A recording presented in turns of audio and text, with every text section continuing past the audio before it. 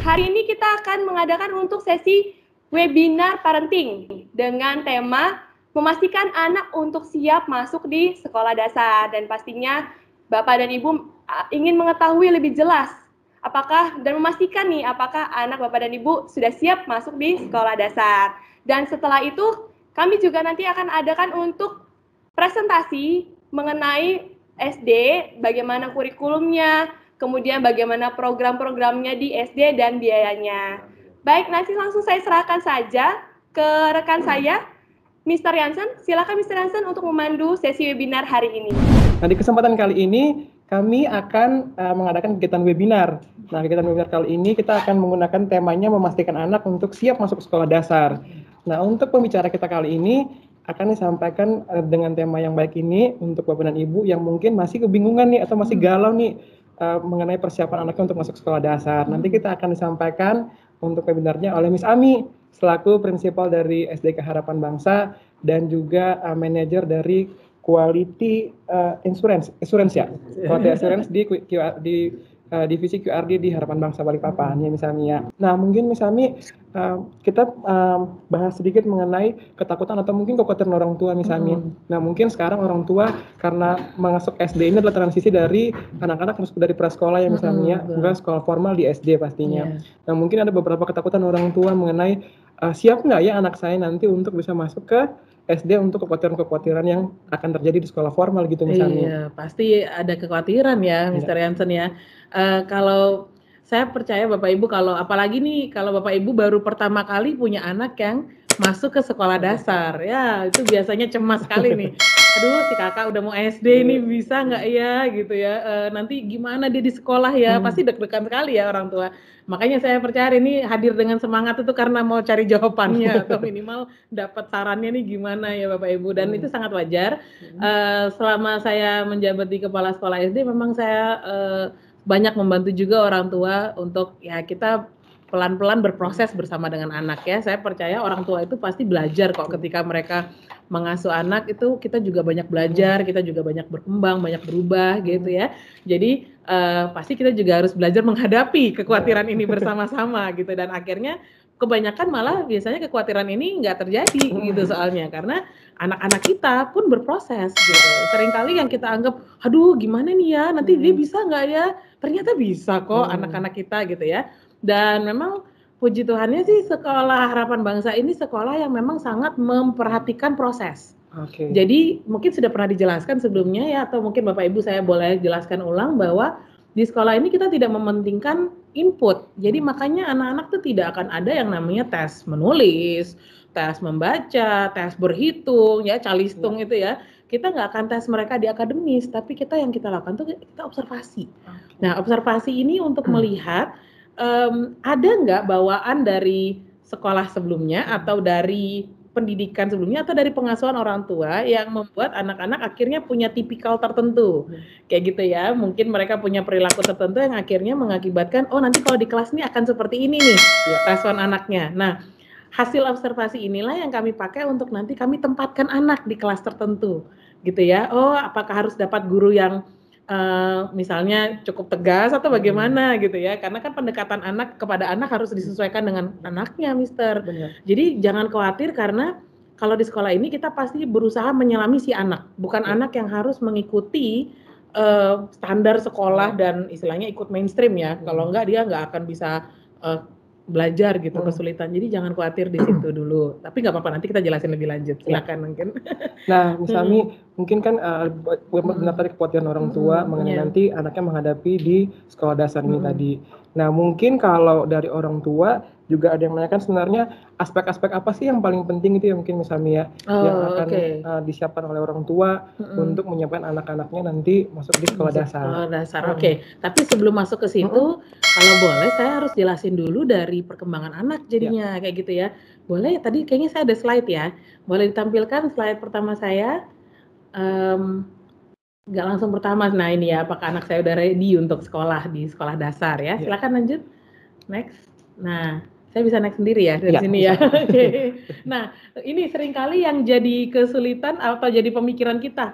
Apakah Kalau dulu Mister masih kecil, kalau mau masuk SD harus bisa apa Mister katanya? Baca tulis. Baca tulis Iya ya? benar Sani. Nggak disuruh pegang telinga yang kayak gini. Oh gitu juga bisa nih. Disuruh Jadi ya? kalau nyampe. Zaman dulu Bapak iya. Ibu kayaknya harus kalau telinganya nyampe udah bisa masuk SD, SD. nih katanya gitu ya. Atau Benar. badannya udah tinggi nih, udah harus masuk SD gitu ya. Iya. Nah, apakah anak harus lancar membaca menulis kayak gitu ya? Apakah anak harus bisa berhitung misalnya 1, 2, 3, wah udah bisa berhitung nih gitu ya. Atau sudah bisa berbahasa Inggris. Wah, ini kalau mau masuk harapan bangsa nih, Mister. Gitu ya. Jadi harus bahasa Inggrisnya sudah harus bisa gitu. Apakah seperti itu? Saya bisa katakan tidak perlu seperti itu ya. Bukan tidak perlu seperti apa, dalam artian kita jangan stresnya di hal-hal yang seperti ini. Karena saya percaya ini kan yang sifatnya akademis ya, Mister. Jadi yang sifatnya membaca, menulis, berhitung, berbahasa Inggris ini dengan sendirinya akan tercapai di SD nanti ketika stimulasi menuju ke situnya berjalan gitu ya. Jadi seringkali nih, nah mungkin ini yang tadi menyebabkan kekhawatiran Mister, karena di SD itu memang cukup banyak masalah ya yang terjadi. Ini memang hasil penelitian dan kasus yang terjadi biasanya yang ditangani psikolog anak misalnya ya. Masalah-masalah yang terjadi di sekolah dasar itu misalnya, nanti anak saya dibully nggak ya di sekolah? Atau nanti anak saya mau sekolah nggak ya? Jangan-jangan mau gue ke sekolah, gitu. Jangan-jangan dia refuse, itu namanya tuh school refusal. Terus kemudian apakah mungkin anak saya nanti punya gangguan kecemasan, nanti nangis kalau masuk sekolah, misalnya kayak gitu. Dan ini terjadi biasanya awal-awal masuk sekolah, kan lingkungan baru, teman-teman baru, guru baru, takut jadinya nangis ya. Kemudian yang keempat, maaf tadi belum, ada gangguan perkembangan. Misalnya nanti anak saya susah fokus nggak ya, bisa tenang nggak ya di kelas, bisa duduk baik nggak ya. Nah seringkali kita takutnya di situ ya. Kemudian gangguan lainnya atau masalah lainnya misalnya apakah anak takut pelajaran matematika. Ada tuh Mister, kita pernah punya anak yang setiap kali mau pelajaran matematika pasti sakit perut.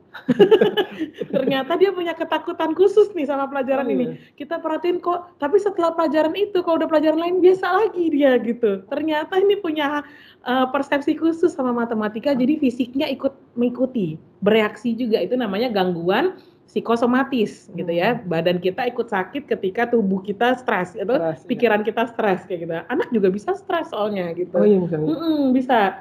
Nah, atau yang keenam ini memang ada masalah juga mungkin di internal keluarga ya. Misalnya orang tua yang berpisah atau anak-anak yang nggak diasuh dengan baik, orang tua di rumah tidak harmonis, itu juga menyebabkan anak punya masalah di sekolah. Satu penyebabnya. Betul, dan itu sudah banyak sekali kami temukan memang akhirnya mempengaruhi ya anaknya di sekolah. Yang ketujuh, nah ini kecanduan gadget.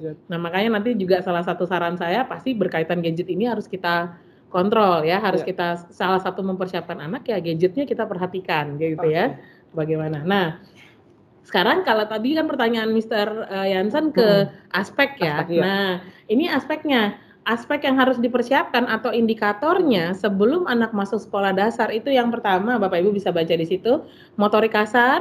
Ya, yang kedua motorik halus, kemudian yang ketiga sosial emosional, yang keempat kognitif ya. Jadi kognitif itu baru kemampuan berpikir dan kemudian kemandirian ya.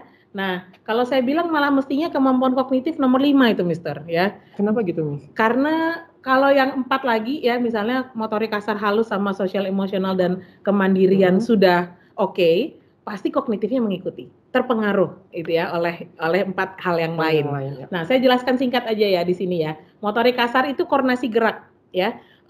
Gerak yang sifatnya makro, jadi berlari, melompat, memanjat kayak gitu-gitu ya. Kemudian bisa berguling-guling di lantai gitu ya, bisa kemudian pokoknya yang sifatnya kayak gitu, yang anak-anak biasanya kalau main di mall tuh kan suka ada tuh yang wahana gitu. Nah, itu melatih motorik kasar anak kayak gitu. Nah, makanya anak TK harus banyak main. Banyak gerak ya, juga harus banyak gerak, harus aktif dan Bapak Ibu jangan alergi kalau anaknya aktif ya. Jangan aduh nih anak nggak bisa diem. Itu pinter tandanya Bapak Ibu. Itu tandanya dia siap untuk masuk ke jenjang berikutnya kayak gitu ya. Kalau motorik halus itu anak punya koordinasi mata, tangan yang baik. Motorik halus ini tangan yang kecil, jadi misalnya menjumput, mencubit-cubit, merobek-merobek, meremas, karena itu nanti ujungnya adalah untuk menulis, kayak gitu. Kalau motorik halusnya sudah baik, nanti lama-kelamaan untuk menulis pasti lancar, jadi nggak usah khawatir ya. Nah, kemudian untuk berikutnya sosial emosional. Sosial emosional ini anak punya kepekaan emosi nggak? dia tahu dia lagi mengalami marah, sedih, senang, takut, itu harus dibimbing. Karena itu juga skill. Kalau sampai besar dia tidak matang di emosinya, ini berpengaruh nanti sama semua yang aspek yang lain, gitu ya. Kemudian bisa punya hubungan sosial. Gimana dia kalau ketemu anak lain? Takut, pemalu, atau dia sudah bisa percaya diri buat, hey namamu siapa? Kenalan. Nah itu biasanya anak yang kemampuan sosialnya baik. Terus kemudian percaya dirinya bagus, ya. Jadi nggak sangat pemalu gitu ya, tapi dia mulai bisa menjawab kalau diajak bicara, ya. Mulai bisa mengekspresikan diri. Nah itu percaya dirinya bagus. Saya lanjut ke kemampuan kognitif, ya. Aspek berikutnya kalau kognitif, Mister. Kognitif ini memang biasanya nanti kaitan ke pelajaran, misalnya kosakata. Nah, kosakata anak itu coba perhatikan, anak kita lebih ke, misalnya kadang-kadang ada anak yang bilingual ya, Mister ya. Nah, kalau anaknya bilingual, apakah dia sudah kuat di salah satu bahasa terlebih dahulu, sehingga kosakatanya baik di situ. Struktur kalau dia bicara seperti apa, kalimatnya udah benar, sudah tertata, atau masih kebolak-balik. Ya, misalnya saya bilang, saya mau makan, masih bilang saya makan mau, misalnya kayak gitu. Wah, ini ketuker nih, berarti kita harus perhatikan bahasanya. Terus kemudian kemampuan berlogika. Berlogika ini bukan masalah matematika loh, Mister, tapi dia bisa paham sebab akibat, misalnya kayak gitu. Dia bisa paham, bisa mengkritisi sesuatu yang dia lihat ini nggak baik, nggak benar nih, misalnya kayak gitu. Kadang-kadang dia bisa lihat sesuatu gambar, tapi dia nggak tahu apa yang salah di gambar itu. Nah itu mungkin kemampuan logikanya belum terbangun. Gitu. Tapi kalau seandainya yang seperti itu tadi, Miss, kan biasanya kalau anak-anak bermain di rumah tuh mungkin belum sekolah ya, Miss. Terus nanti suka orang tua, jangan pegang ini gitu, karena nanti kamu contohnya jangan main-main dekat kompor, nanti takut kebakar, atau jangan main dekat-dekat dispenser, karena nanti kan dispenser ada air panasnya, Miss ya, mungkin ketakutan orang tua di situ ya bahaya. Saya paham sih, memang orang tuh, apalagi kalau ibu-ibu yang di rumah full itu kan mengurus anak, apalagi tahu-tahu mereka megang apa kan pasti membuat kita khawatir. Tapi mungkin yang harus kita ganti kata jangannya, ya. Jadi kita sebaiknya tidak banyak pakai kata jangan, tapi kita arahkan, kita bilang kompor ini panas. Kalau dipegang, tanganmu bisa terluka, bisa sakit. Nah, kompor ini mama nyalakan karena mau masak. Mau bantu mama masak atau mau gimana? Biarkan anak mengamati, nggak apa-apa. Dia lagi penasaran, karena kalau kita bilang jangan, yang ada dicoba. Suatu saat waktu mamanya nggak ada, dia nyalain kompor sendiri, kepegang malah panas, dia baru malah bahaya kan? Kayak gitu. Jadi memang lebih baik kita dampingi eksplorasinya dan keinginan tahuannya dia gitu. Tapi mungkin dengan cara bahasa yang lebih halus, lebih positif, maksudnya gitu. Itu bahasa yang efektif. Kalau kita bilang jangan, itu banyak kan tidak efektif, soalnya untuk anak malah dia mencoba nanti gitu ya. Oke, kemudian kalau dari kemandirian, nah ini nih, apakah anak-anak Bapak Ibu sudah punya tugas di rumah? Ya, tugas ini maksudnya tugas rumah tangga, sudah terlibat di kemandirian yang itu enggak? Jadi biasanya sih kalau anak TKB saya dengar rata-rata sudah bisa bantu diri ya. Jadi sudah bisa berpakaian sendiri. Kalau mandi mungkin masih dibantu, tapi mestinya sudah bisa. Pakai sepatu sendiri bisa, terus sikat gigi sendiri bisa. Nah, itu bantu diri. Tapi di luar itu, selain bantu dirinya, dia harus juga disiapkan untuk punya tanggung jawab di rumah. Walaupun kita punya pembantu, anak kita penting punya tanggung jawab, Mister. Nah, karena apa? Nanti di sekolah dia akan punya tanggung jawab. Ya kan, dia akan punya tugas-tugas. Kalau dia merasa sudah nggak bisa duluan atau males duluan untuk melakukannya, ini terpengaruh akhirnya di akademis, ya kan? Gimana dia mau kerjakan tugas-tugas sekolah ketika tugas yang sifatnya sehari-hari di rumah pun dia tidak berani atau tidak mau lakukan, seperti itu. Nah ini yang nanti lebih panjang saya akan bahas juga di sini, oke? Boleh, mungkin nggak apa-apa di close dulu slide-nya. Siapa tahu Mister mau dilanjutkan lagi ke poin lain nih, silakan. Mungkin pasti banyak yang penasaran. Kalau dari sisi tadi kan ada, kita sudah misalnya juga udah jelasin aspek-aspek yang penting mungkin orang tua paham ataupun orang tua tahu sebelum memasukkan anaknya ke SD. Jadi kan mungkin dari sisi kemandirian, dari sisi kognitif anak, bahkan sampai ke sisi sosialisasi anak ya, Miss ya. Jadi mungkin ada orang tua, saya cuman bisa ngajarkan anak saya 3 poin dari aspek itu tadi misalnya. Jadi mungkin 2 poinnya terlewat karena mungkin orang tuanya sibuk kerja kah, atau sibuk kegiatan yang lain seperti itu misalnya. Tapi kalau seandainya kan tadi ada mungkin 5 aspek itu tadi ya misalnya. Kalau cuma dijalankan 1 atau 2, sebenarnya itu nanti akan berpengaruh juga nggak sih, Miss, untuk yang ke break? Oke, nggak apa-apa. Berarti gini, kita kan tahu dari 5 aspek tadi, berarti mana yang anak kita sudah terstimulasi dengan baik, mana yang belum. Nah, di hal inilah yang nanti harus diinfokan kepada gurunya, ya. Makanya kalau masuk ke sekolah yang gurunya concern atau care dan kita bisa partnership kerjasama dengan orang tua, ini akhirnya jalan koordinasinya. Miss, anak saya tolong dibantu dalam hal ini, Miss. Dia masih belum, saya nggak sempat stimulasi yang mengenai kemandirian misalnya. Saya nggak sempat stimulasi dia mengenai sosial emosinya. Mungkin saya perlu dibantu dalam hal ini, Miss. Nah itu silakan. Makanya kalau di sekolah kita kan, Mister, kita punya parents interview. Ya, nanti Bapak Ibu yang bergabung dengan sekolah kita akan masuk ke sesi interview bersama dengan saya. Nah, biasanya di interview itu saya akan tanya hal-hal ini. Apa nih yang sudah distimulasi, apa yang belum? Supaya saya tahu nanti bawaan anaknya seperti apa, dan berarti di kelas apa yang harus dibantu. Gitu. Kalau memang, aduh Miss, maaf ini anak saya masih tinggi sekali penggunaan gadgetnya. Berarti kami akan tahu, oh kalau anak yang biasanya tinggi gadgetnya di kelas konsentrasinya nggak terlalu panjang biasanya. Dia mudah beralih, cepat bosan misalnya. Nah, kami jadinya tahu anak ini akan harus di treatmentnya seperti apa, kayak gitu ya. Kira-kira gitu sih, Mister. Jadi nggak masalah, kita usahakan yang terbaik dulu. Bapak Ibu kan sudah tahu nih ada 5 aspek. Nah, dikejar dulu semuanya. Ini kan mumpung masih ada waktu nih sebelum lulus TK, Mister ya. Nah, biar kita sampai sekarang catat nih to-do list-nya. Berarti kami harus lakukan apa sama anak kami, apa yang dia sudah bagus, apa yang belum, misalnya kayak gitu. Baik, misalnya. Nah, kan dari kelima aspek ini, mungkin dari Bapak dan Ibu yang ada di rumah, yang ingin menanyakan, mungkin dari kesiapan-kesiapan ini atau aspek-aspek ini, yang Bapak dan Ibu sudah jalankan atau belum jalankan sama sekali misalnya. Iya, atau mungkin bingung. Atau mungkin bingung ya melakukannya. Bapak dan Ibu ada yang ingin ditanyakan untuk mengenai dari aspek-aspek untuk kesiapan anak masuk ke sekolah dasar. Oh, ini langsung nanya dulu atau gimana? Oh, boleh kalau ada yang ingin mau ditanyakan Bapak dan Ibu. Oke, kita langsung lanjut aja dulu kayak. Mungkin belum masih dipikirkan mungkin. Boleh dicatat ya, Mister ya. Boleh, jadi kalau Bapak dan Ibu nanti kalau ada yang mikir pertanyaan, nanti boleh dicatat dulu. Jadi nanti kalau kita buka sesi pertanyaan lagi, Bapak dan Ibu bisa langsung menanyakannya misalnya. Boleh, kita lanjut dulu. Ya. Atau angkat tangan. Atau angkat tangan bisa. Kan di Teams bisa angkat tangan, Mister. Iya benar, bisa. Oke, boleh juga. Yuk silakan. Berarti ini kita berikutnya mungkin saya jelaskan langsung ke mana ya? Enaknya ke caranya berarti langsungnya. Terus gimana dong berarti ini kita menstimulasi itu ya? Oke, boleh Mister ditampilkan lagi slide-nya kalau gitu. Bagaimana berarti Bapak Ibu kita memastikan anak kita sudah siap ini, atau bagaimana cara menstimulasinya ya? Apa yang harus kita fasilitasi dari anak? Oke, lanjutkannya ya. Nah saya mau jelaskan ini dulu kalau gitu. Di ilmu otak yang saya pelajari, saya lagi tertarik sekali nih dengan ilmu perkembangan otak anak, Mister. Ada fase-fase di kehidupan manusia yang harus diperhatikan dari sisi perkembangan otaknya, ya. Jadi fase ini terbagi dengan 7 tahun kali 3 gitu ya. Jadi 7 tahun pertama, kemudian 7 tahun kedua, 7 tahun ketiga. Berarti dari anak usia dari baru lahir sampai 21 tahun gitu ya. Nah, jadi kita memang PR-nya ini ya kalau sebagai orang tua kita harus konsen di waktu yang tepat untuk hal yang mana. Seperti itu. Nah, Bapak Ibu bisa lihat di tampilan yang saya munculkan di sini ya. Di tahap pertama, anak-anak Bapak Ibu kan ada di tahap sebelah kiri yang warna biru ya. Di 7 tahun pertama itu kita sebutnya ini fase membangun ketangguhan. Ya. Kalau dia tangguh, dia akan siap untuk fase-fase selanjutnya ya. Ketangguhan kenapa? Karena di fase 7 tahun pertama ini perkembangan otaknya mulai berkembang ya. Istilahnya kalau kayak komputer tuh satu-satu programnya diinstalin gitu ya. Jadi yang paling berperan di fase ini itu Bapak Ibu bisa lihat persentasenya.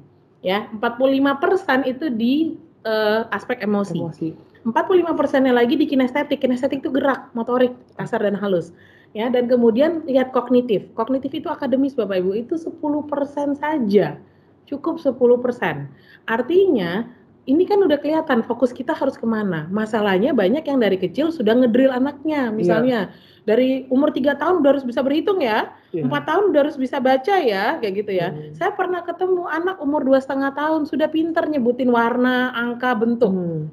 Tapi waktu saya tanyakan tentang hal-hal yang bersifat emosi, misalnya kita bacain cerita waktu itu. Kita bacakan cerita terus kita kasih berbagai emosi. Aduh anaknya sedih, ini anaknya senang. Dia nggak peka loh.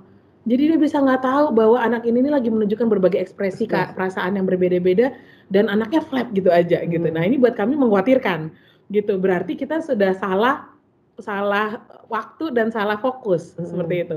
fokusnya itu mestinya banyak emosi. Karena otak anak di bagian emosi dan kinestetiknya itu yang akan terbentuk duluan. Ya, kalau di perkembangan otak itu anak terbentuknya dari otak belakang dulu. Kayak gitu. Jadi baru pelan-pelan kinestetik itu dibantu dari tulang belakang kan. Tulang belakang itu terstimulasi kalau bergerak. Kalau gerak, kalau anaknya banyak gerak, banyak manjat, banyak apa ya tadi lah yang saya sebutkan itu, akhirnya otaknya yang bagian kognitif di depan itu terbentuk juga. Terstimulasi juga.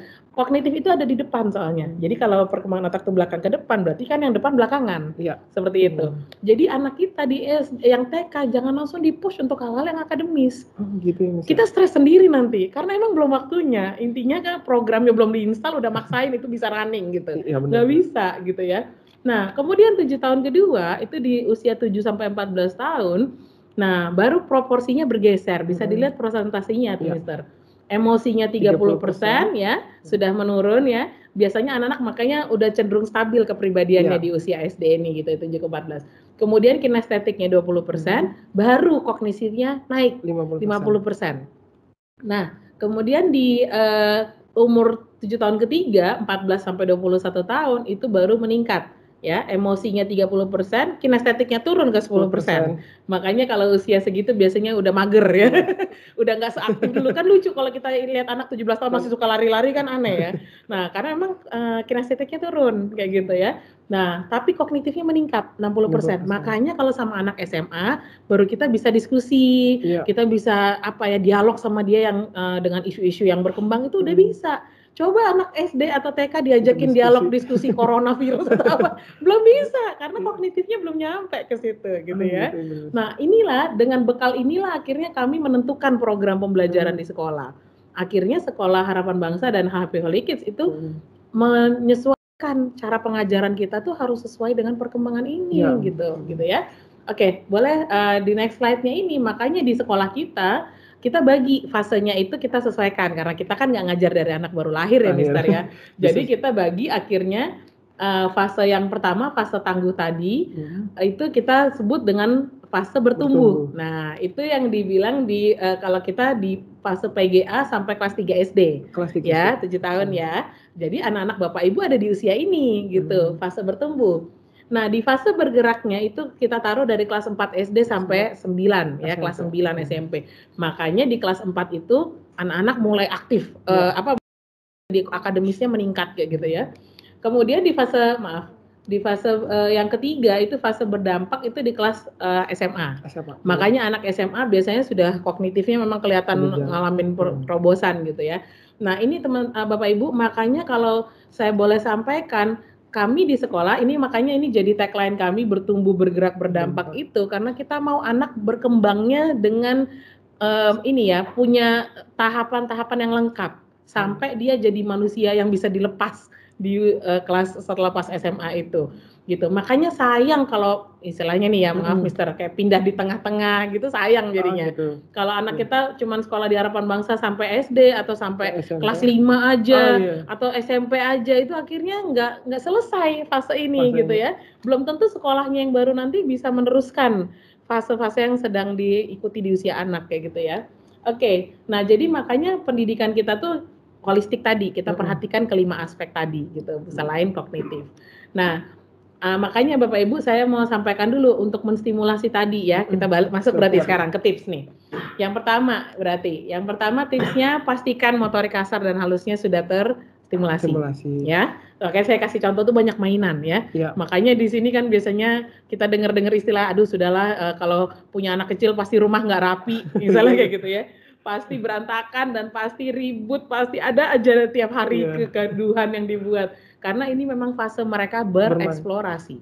Kalau kita orang dewasa harus bekerja, kalau anak kecil tuh harus main. Itu work is their work is playing gitu ya, harus mereka main.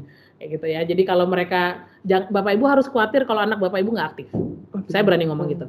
Tapi kalau dia aktif bergerak, kita bisa minimal kita punya rasa aman bahwa perkembangan yang lainnya nanti di sisi lain pasti pinter kayak gitu ya, nggak usah khawatir Bapak Ibu. Kecuali memang ini ada misalnya tanda kutip ya, misalnya nih ada hal-hal tertentu yang perlu dianalisa lebih lanjut, misalnya hiperaktif atau apa, kita perlu mungkin cek lebih lanjut. Tapi overall kalau anak itu aktif, suka bergerak, suka explore, that's good.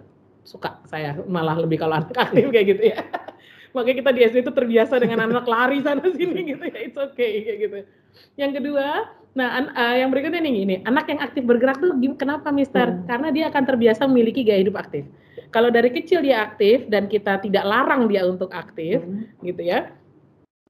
Akhirnya sampai besar dia terbiasa punya gaya hidup tuh suka bergerak, suka mungkin punya gaya hidup sehat, suka olahraga misalnya kayak gitu. Karena dari kecil terbiasa saya menikmati bergerak. Kayak gitu ya. Saya nggak bisa diem untuk di satu tempat lama duduk males-malesan kayak gitu. Saya maunya gerak misalnya kayak gitu. Yang kedua, perkembangan otak dan kognitifnya lebih baik. Karena dia belajar waktu dia bergerak, apalagi kalau kita sering bawa ke lingkungan alam ya Mister. Nah itu visual spasialnya berkembang gitu kan, imajinasinya juga berkembang. Terus dia apalagi kalau main yang kayak halang rintang tuh, yang harus manjat, itu dia belajar problem solving gitu kan.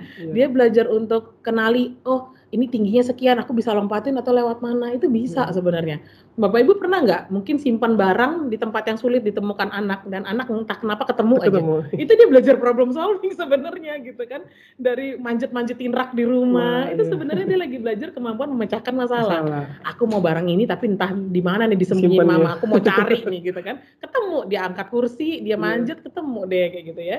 Oke. Nah, kemudian dia punya kepercayaan diri yang lebih baik, moodnya juga baik. Nah, jadi berpengaruh juga ya, ngaruh karena anak yang kebanyakan disuruh dia malah kecemasannya ada Mister. Karena dia kan harus mengontrol dirinya juga kan ya. Tapi di sisi lain kita bisa ajakin mereka untuk ayo main yuk sebentar gitu. Makanya kalau di kelas kami harus main dulu, nyanyi dulu, gerak dulu kayak gitu ya. Supaya mereka nggak nanti main atau geraknya di waktu yang nggak tepat. Perlu penyaluran energinya anak gitu ya. Oke, yang kedua cara stimulasinya adalah pastikan anak sudah terbiasa punya tugas rumah tangga. Aduh Miss, ini kan anak masih kecil. Banyakan rusakinnya, recokinnya nih daripada ini. Bisa Bapak Ibu, bisa. Ketika sudah dilatih, anak-anak akhirnya tahu gitu ya. Mungkin kalau dia tahu semua mainan harus dikembalikan ke tempatnya, memang ngelatihnya memang nggak mudah. Tapi ketika dia terbiasa, kita juga kok yang akan merasakan terbantu dengan anak yang paham bahwa ini harus dikembalikan misalnya. Jadi mereka nggak terlalu kecil Bapak Ibu. Ini ada list tugas-tugas Bapak Ibu bisa lihat ya. Anak-anak Bapak Ibu kan mungkin sekarang 4, 5, 6 tahun ya. Ada yang mungkin udah 6. Nah, ini mereka bisa kerjakan ini. Bisa dapat tugas-tugas rapikan tempat tidurnya sendiri. Kalau punya binatang peliharaan dia yang ngurus ngasih makan misalnya kayak gitu. Atau bisa bantu siram tanaman, ngelapin meja, itu bisa. Itu nggak terlalu kecil gitu. Terus kemudian bawain barang belanjaan, bantuin mamanya nih yang kantong kecil ada yang bawain ya, itu bisa. Kayak gitu. Terus kemudian bersihkan rumah. Kalau ada vakum cleaner yang kecil yang bisa dipegang, jangan yang gede panjang-panjang itu Mister ya. Yang kecil-kecil tuh bisa dia yang bawa coba. Kenapa enggak? Nah, kalau usianya nanti udah lanjut di 6 sampai 8 tahun, lebih banyak lagi yang bisa kita percayakan. Nah, Bapak Ibu, ini bukan berarti apalagi seringkali miskonsepsinya di anak cowok ya. Itu kan kerjaan perempuan, jangan sampai aduh hari gini masih ada yang berpikir itu kerjaan perempuan gitu ya. Jadi life skill atau chores ini Bapak Ibu itu untuk kecakapan hidup. Itu untuk modal hidup, bukan untuk masalah peran gender. Saya harap ini nggak ada lagi kebawa ke situ. Tapi kita itu untuk survival mereka. Jangan sampai suatu saat mereka kuliah kita butuh kasih pembantu dong. Demi kamar kosnya bisa bersih. Nah, itu dimulainya dari usia kecil. Nggak bisa kita too late kalau udah kasihnya di SMP atau SMA. Kayak gitu. Bisa kok mereka ya. Oke, jadi ini quote yang bagus banget. Saya senang waktu kita ajarin mereka dari kecil untuk mandiri, itu yang bikin mereka sukses ya. Jadi chores atau melakukan tugas rumah tangga tuh ngajarin life skill, punya tanggung jawab, rasa mandiri dan aku bisa lakukan sesuatu, bisa teamwork, terus dia bisa hargain pekerjaan orang lain, dia nggak sembarangan sama pembantu atau orang yang tugasnya mungkin bersih-bersih karena dia tahu bersih-bersih itu nggak mudah gitu ya. Terus kemudian dia punya etos kerja yang bagus, dia belajar atur waktu dan tanggung jawab gitu ya. Terus dia time management ya, dan juga dia bisa belajar bonding. Punya nggak Mister misalnya waktu-waktu dulu kerja bakti di rumah, mama kerjain apa, papa kerjain apa? Ada. Ya kan? Itu sampai sekarang memorable kan Mister? Sampai sekarang masih memorable. Masih dikerjain nggak tuh sampai sekarang? Karena sudah dewasa kayaknya udah nggak lagi. Mister yang kerjain semua kayaknya ya. Oke. Nah, yang ketiga cara stimulasinya juga dengan storytelling ya. Storytelling ini penting sekali. Otak manusia itu selalu tertarik pada cerita, gitu, terutama anak kecil. Nah, dongeng itu menstimulasi banyak hal di otak anak, cara memasukkan value dari dongeng, cara mengajarkan kebiasaan dari dongeng, cara mengajarkan bahasa dari dongeng. Jadi dengan mendongeng, anak-anak itu kita bisa bangun bonding sama mereka, kemudian kita bisa memperkaya kosakata anak. Saya sering ketemu anak-anak yang cerewet, kosakatanya banyak, lancar berbicara, saya tinggal cek. Bu, di rumah pasti dibacain cerita. Iya, biasanya benar. Karena punya kebiasaan dimasukkan linguistik itu ya. Nah, kemudian yang ketiga, waktu mereka dibacakan cerita tuh imajinasinya berkembang, logika berpikirnya berkembang. Karena di cerita itu kan biasa ada sebab akibat, ada urutan kejadian, kayak gitu. Itu logika sebenarnya. Ya kan, suatu saat dia dapat soal cerita matematika, dia tahu logikanya nggak kayak gitu, karena dia udah terbangun dari cerita dan cerita, kayak gitu ya. Nah, makanya itu ada quote yang bagus banget, children are made readers in the lives of their parents. Biasanya anak tuh jadi seorang yang suka baca itu karena dibiasain sama orang tua, di pangku baca bareng yuk, kayak gitu ya. Nah, kalau kayak gitu ya Miss ya, tadi kan sebenarnya kalau untuk kita bagaimana menceritakan dongeng ke anak, nah mungkin kan biasanya kalau orang tua zaman sekarang ya Miss ya, mungkin kalau mereka merasa bahwa itu tuh old school sekali Miss, maksudnya itu zaman dahulu sekali, mungkin orang tua zaman dahulu kala ya Miss ya. Kan ada YouTube ya. Iya, jadi kayaknya mereka berpikir mending saya putarkan dongeng di YouTube terus mereka dengerin sendiri. Tapi mungkin itu juga bisa sih membantu untuk menstimulus ataupun menambah kosakata mereka.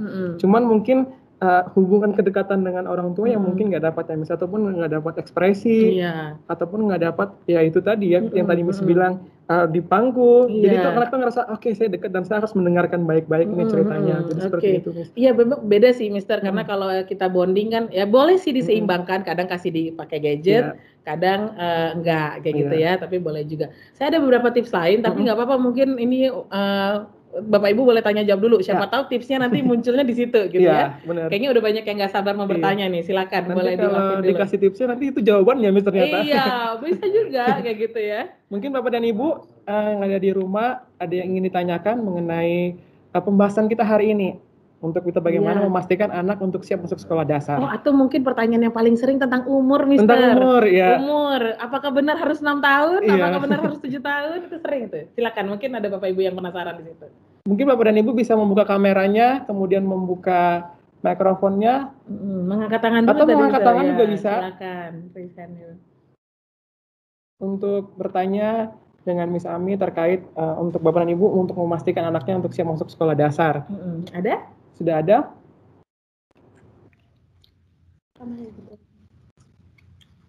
Oh ya, ada itu Mister satu. Silakan Pak. Silakan Pak.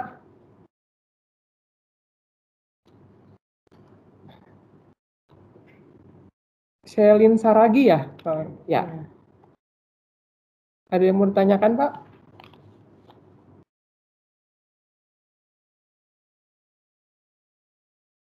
Atau belum ada yang mau ditanyakan? Iya, mungkin tadi yang tentang umur kali Mister ya. Seringkali Mister dapat pertanyaan itu nggak biasa nih sebagai ketika bertemu orang tua. Iya, gitu. Terus kan orang tua tuh kenapa nggak boleh sih anak saya sekolah, mungkin karena sudah siap, karena mungkin waktu sekolahnya lebih kecil kalian Miss ya. Terus ada juga sih beberapa pertanyaan mengenai kan anak saya di umur contohnya 5 tahun ya Miss ya. Nah 5 tahun atau 4 tahun anak saya sudah bisa berhitung sama menulis nih. Apa udah boleh masuk SD? Apa udah boleh masuk SD? Karena kan orang tua itu biasanya patokannya yang penting udah bisa baca tulis, anak saya sudah Miss untuk bisa masuk SD. Tapi kita simpan dulu, siapa tahu ada ibu yang punya pertanyaan yang lain. Silakan, ibu siapa? Boleh angkat yang sudah mengangkat tangannya? Oh iya, silakan Pak. Angel. Selamat pagi, Miss. Pagi, Pak. Iya, Miss, saya cuma mau nanyakan, ini kan bahasa pengantar di sekolah, kan bahasa Inggris, Miss. Ya. Nah, sementara di rumah kan kami jarang pakai bahasa Inggris. Maksud saya, apa perlu ada tambahan kursus atau bagaimana gitu untuk bisa mengikuti pelajaran di sekolah? Karena pengantarnya bahasa Inggris dan selama saya ikuti secara online, kadang-kadang gurunya nggak terjemahkan ke dalam bahasa Indonesia. Jadi anak-anak itu kadang-kadang bingung sendiri artinya apa gitu. Itu aja Miss pertanyaannya. Baik Pak, tentang bahasa ya. Ini juga pertanyaan yang cukup sering nih Mister. Jadi memang kembali lagi kalau anak-anak kan bahasa Inggris nih kalau di Indonesia adalah bahasa kedua ya, bahasa internasional yang sudah mulai banyak dipakai gitu ya. Nah, sekolah kita juga mau memperkenalkan bahasa Inggris sedini mungkin karena memang ini bahasa yang akan banyak dipakai di kehidupan mereka nantinya ya. Mister aja mungkin ngerasain ya kalau jadi orang dewasa nggak bisa bahasa Inggris tuh aduh terhambat di membaca buku mungkin atau yang lainnya. Nah, jadi gini Bapak Ibu prinsipnya kalau di perkembangan anak-anak di usia sekolah dasar dan TK, kita sifatnya mengenalkan, ya, mengenalkan, mengatur environment atau lingkungannya, dan juga kita membuat anak bisa menyerap secara pasif dulu, gitu. Jadi Bapak Ibu nggak usah khawatir dalam artian kami nanti gimana Miss pelajaran bahasa Indonesianya atau pelajaran bahasa Inggrisnya jadi jelek gitu. Kembali lagi karena kita masih berproses, kita tahu anak-anak masih berproses dan kami juga biasanya sudah bisa langsung memetakan anak mana yang ini memang lebih dominan ke bahasa Indonesia, anak mana yang lebih dominan ke berbahasa Inggris. Karena biasanya langsung terbelah dua nih memang karakteristiknya. Anak-anak kita yang dari kecil terbiasa berbahasa Inggris, giliran pelajaran tematik atau kurikulum nasional baru, aduh Miss, anak saya nggak terlalu mampu di bahasa Indonesianya. Kadang ada yang kayak gitu. Nah, jadi yang kami lakukan di sekolah ini sebenarnya sifatnya mengatur lingkungan yang anak akan menyerap bahasa, kayak gitu. Sama seperti prinsipnya kita kalau belajar bahasa dari kecil kan dari telinga, Mister. Kita dengar orang dewasa di sekeliling kita bicara, akhirnya kita menyerap bahasa itu. Begitu mama kita bilang ngomong, ayo ngomong, mamam, akhirnya kita ikutin mamam. Kita ngomong makan, dia ikutin makan. Nah gitu juga dengan bahasa Inggris. Waktu kami memberi pola ini kepada anak, kami harapkan dulu mereka serap pasif dulu. Jadi mereka pasif, mereka terima, mereka sering dengar kalimatnya, polanya. Kalau mereka dengar miss-nya ngomong, "Oke, please raise up your hand." Terus teman-temannya ngangkat tangan. Akhirnya kan dia langsung, "Raise up your hand tuh apa?" Oh, angkat tangan. Walaupun mungkin dia belum keluarkan bahasa Inggrisnya, tapi memang harus repetisi, diulang. Saya percaya anak-anak kita di usia yang 7 tahun, 6 tahun, 7 tahun SD ini, itu mereka punya daya serap bahasanya sangat cepat. Nah, tapi memang syaratnya anak kita sebaiknya sudah punya bahasa ibu dulu yang dia kuasai. Jadi kalau anak Bapak Ibu di rumah pakai bahasa Indonesia, berarti seharusnya bahasa Indonesianya baik dan benar. Asal tidak dicampur ya. Kadang-kadang ada yang campur Mandarin mungkin, ada yang campur bahasa daerah. Jadi akhirnya bahasa Indonesia anaknya juga kurang terstruktur. Nah, kalau bahasa Indonesia dia sudah baik dan benar, dia bisa bicara dengan subjek, predikat, objek yang teratur, itu dimasukkan bahasa kedua sudah bisa, gitu. Dia akan masukkan jadi bahasa keduanya. Nah, jadi kembali lagi ya, kalau saya bisa simpulkan jawaban saya, tenang aja Bapak Ibu, itu berproses. Kami guru tidak akan menjudge anak yang seperti itu. Bahkan ini saya ceritakan saja di kelas besar pun sekarang soal ujian di pelajaran yang berbahasa Inggris, kami mulai lakukan misalnya dengan bilingual. Bilingualnya kenapa? Supaya anak bisa belajar memakai bahasa yang mungkin dia nyaman atau kuasai dulu, baru dia bisa tambah dengan bahasa keduanya, kayak gitu ya.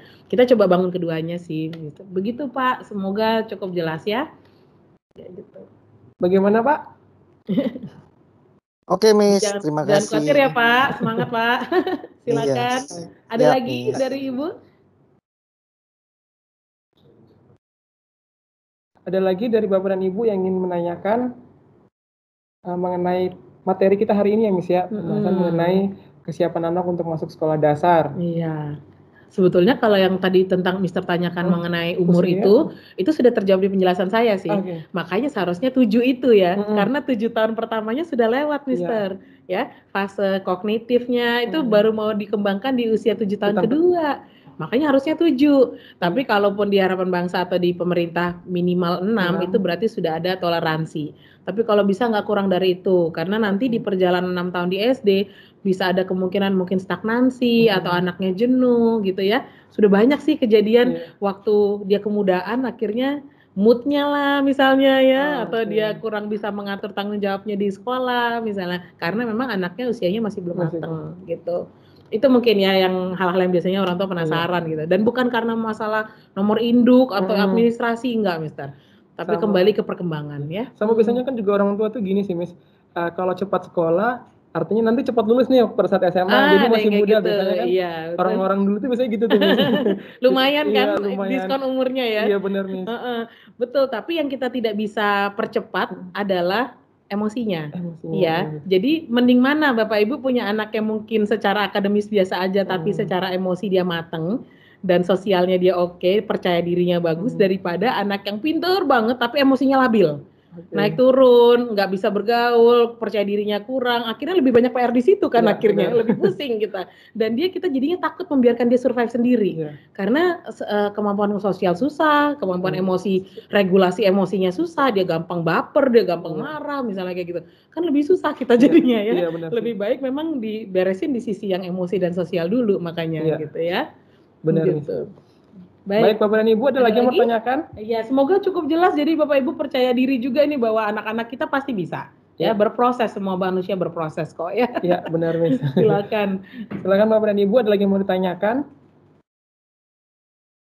Silakan. Oh, ada nih. Ya. Silakan.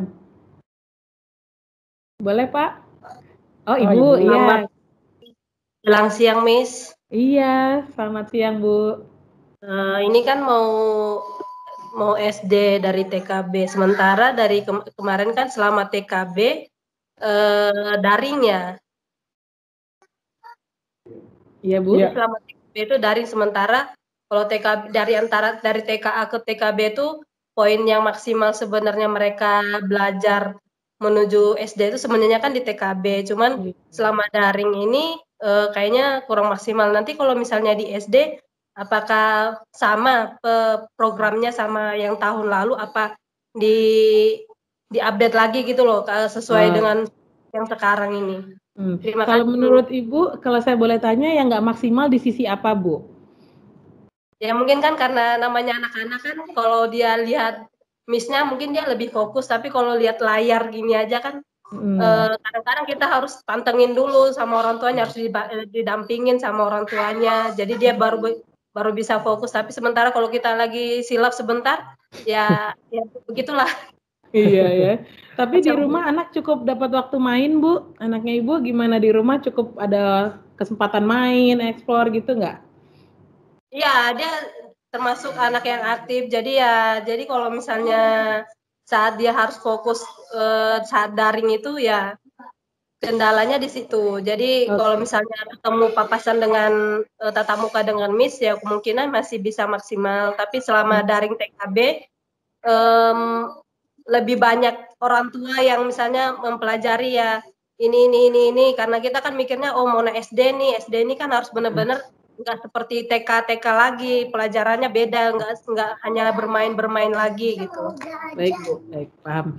Ya, makasih Bu. Jadi seperti ini, pastinya Bu, untuk angkatan yang baru nanti mindset kami ketika menerima sudah berbeda ya. Ini adalah anak-anak yang setahun terakhir di TK-nya dihabiskan di rumah, di depan layar.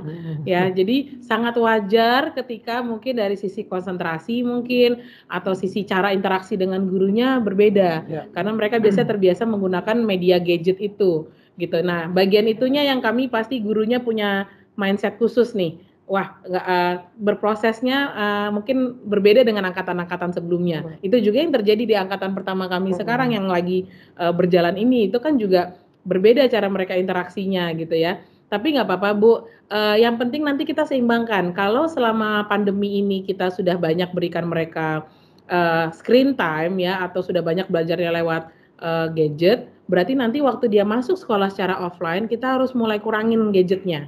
Nah, gadgetnya harus digantikan dengan kegiatan-kegiatan fisik, kegiatan yang sifatnya interaksi sosial, kegiatan mungkin seni atau sains yang sederhana di rumah, harus yang banyak non-gadget berarti. Kita seimbangkan supaya istilahnya kita coba menetralisir dulu nih masa selama ini terlalu banyak screen time itu ya Bu. Jadi nggak usah nggak apa-apa, nggak usah khawatir. Nanti itunya yang kami pikirkan treatmentnya adalah berbeda berarti dengan ini. Bisa Bu, kayak gitu ya. Bagaimana Ibu? Bisa Bu? Iya. Baik, terima kasih Bu. Wah, tadi kan sudah ada beberapa pertanyaan nih Miss ya. Ada lagi? Ada lagi yang mau tanya? Oh, ada Mister. Halo Ibu. Ya, halo Miss. Iya Bu. Iya, selamat siang Bu. Gimana? Selamat siang. Miss, yang mau saya tanyakan itu begini, kan anak saya ini baru pertama kali sekolah langsung masuk, kemarin saya masukkan ke TKB. Nah, memang selama ini pun mindset saya seperti yang Miss bilang tadi sama misternya bilang, isu-isu saat ini yang berkembang bahwa masuk SD itu harus sudah bisa membaca, menulis gitu, atau berhitung gitu ya. Tapi tadi waktu Miss sudah jelasin sedikit bahwa itu bukan aspek yang utama, walaupun itu juga termasuk penting, tapi saya masih ada keraguan gitu, karena perkembangan anak saya di triwulan pertama ini di TKB-nya, itu membaca masih sangat susah. Membaca huruf bisa satu persatu, tapi ketika dia membaca satu kalimat belum bisa. Menulis juga belum rapi, jadi di dalam kolom belum bisa. Nah, tapi ini apakah yang saya mau tanyakan, apakah nanti di SD keraguan saya tentang anak saya ini bisa mengejar ketinggalannya itu, apakah nanti dia bisa gitu di SD, yang walaupun tadi gurunya, wali kelasnya sudah menjelaskan bahwa dalam tahun pertama di SD itu, ya itu belum terlalu ini juga, terlalu difokuskan banget gitu. Maksudnya si anak bakal bisa meneruskan perkembangannya gitu. Tapi saya sendiri punya kendala karena saya bekerja. Ketika si anak sekolah dia didampingi nenek, dia nggak bisa maksimal, apalagi dengan daring gini. Dia tidak bisa maksimal. Yang seperti Ibu Siagian tadi bilang, kalau dia bertemu dengan gurunya langsung, saya sangat optimis anak ini bisa gitu. Tapi karena kendala yang saat ini terjadi, pandemi dan sebagainya, mau tidak mau saya harus hadapi keadaan ini. Nah, yang paling saya takutkan saat ini, wajar ya Miss, orang tua takut. Iya, Bu. Ada yang namanya naik kelas dan tidak kelas, dan tidak naik kelas. Bisakah saya dibantu dijelaskan apakah di HBICS ada sistem yang seperti ini nantinya? Apakah nanti naik kelas dan tidak naik kelas ini, apa sih yang jadi standarnya? Jadi kami sebagai orang tua bisa wanti-wanti dari saat ini gitu loh. Maksudnya apalagi dengan daring saat ini, kami juga bisa melakukan usaha yang maksimal di rumah membantu anak selain yang dia dapat dari sekolah. Mungkin begitu ya Miss, kira-kira cukup jelas ya pertanyaan saya, minta tolong dijelaskan. Baik, gak apa-apa. Makasih Miss. Pertanyaannya bagus, malah ini biasanya mewakili kekhawatiran orang tua ya. Makasih Bu. Ya, jadi untuk kondisi anak Ibu yang langsung ke TKB, yang saya mungkin belum perlu perjelas sedikit Bu, masalah umurnya ya. Sekarang anaknya usia berapa dan nanti waktu masuk SD dia apakah sudah di atas 6 tahun Bu? Nanti di Desember anak saya udah 6 tahun, Miss. Oh baik, jadi berarti dia 6,5 tahun waktu Juli tahun depan sudah 6 tahun setengah. Oke, baik. Terus apakah selama di rumah ini, selama daring di TKB ini Bu, dia tetap dapat 5 aspek yang tadi, tetap bisa main dan eksplorasi motoriknya, tetap dapat dipercaya pekerjaan rumah tangga sederhana, kemudian Ibu sama Bapak mungkin ada waktu, mungkin nggak harus tiap malam sih, mungkin untuk bercerita, sharing sama dia, ngobrol-ngobrol. Ada nggak Bu hal-hal ini tadi yang saya sampaikan? Kalau dari aspek-aspek yang tadi udah Miss sampaikan, itu udah saya jalankan. Kebetulan saya sendiri karena bapaknya kerja di luar kota. Jadi di rumah pun saya handle sendiri. Cuma ada satu yang paling belum bisa saya kejar di aspek kognitifnya itu, yaitu akademisnya tadi, Miss. Karena waktu saya juga kurang banyak ya bisa mengajari dia lebih fokus gitu. Dan satu lagi, Miss, terus terang dan sejujur-jujurnya, saya tidak punya kesabaran seperti para guru. Karena waktu di hari Sabtu saya mendampingi anak saya sekolah, saya bisa lihat gurunya bagaimana dengan sabar mengajari si anak ini mengeja gitu loh. Sedangkan saya ya kadang sudah naik darah gitu. Karena sudah diulang-ulangi, dia nggak bisa, Miss, gitu.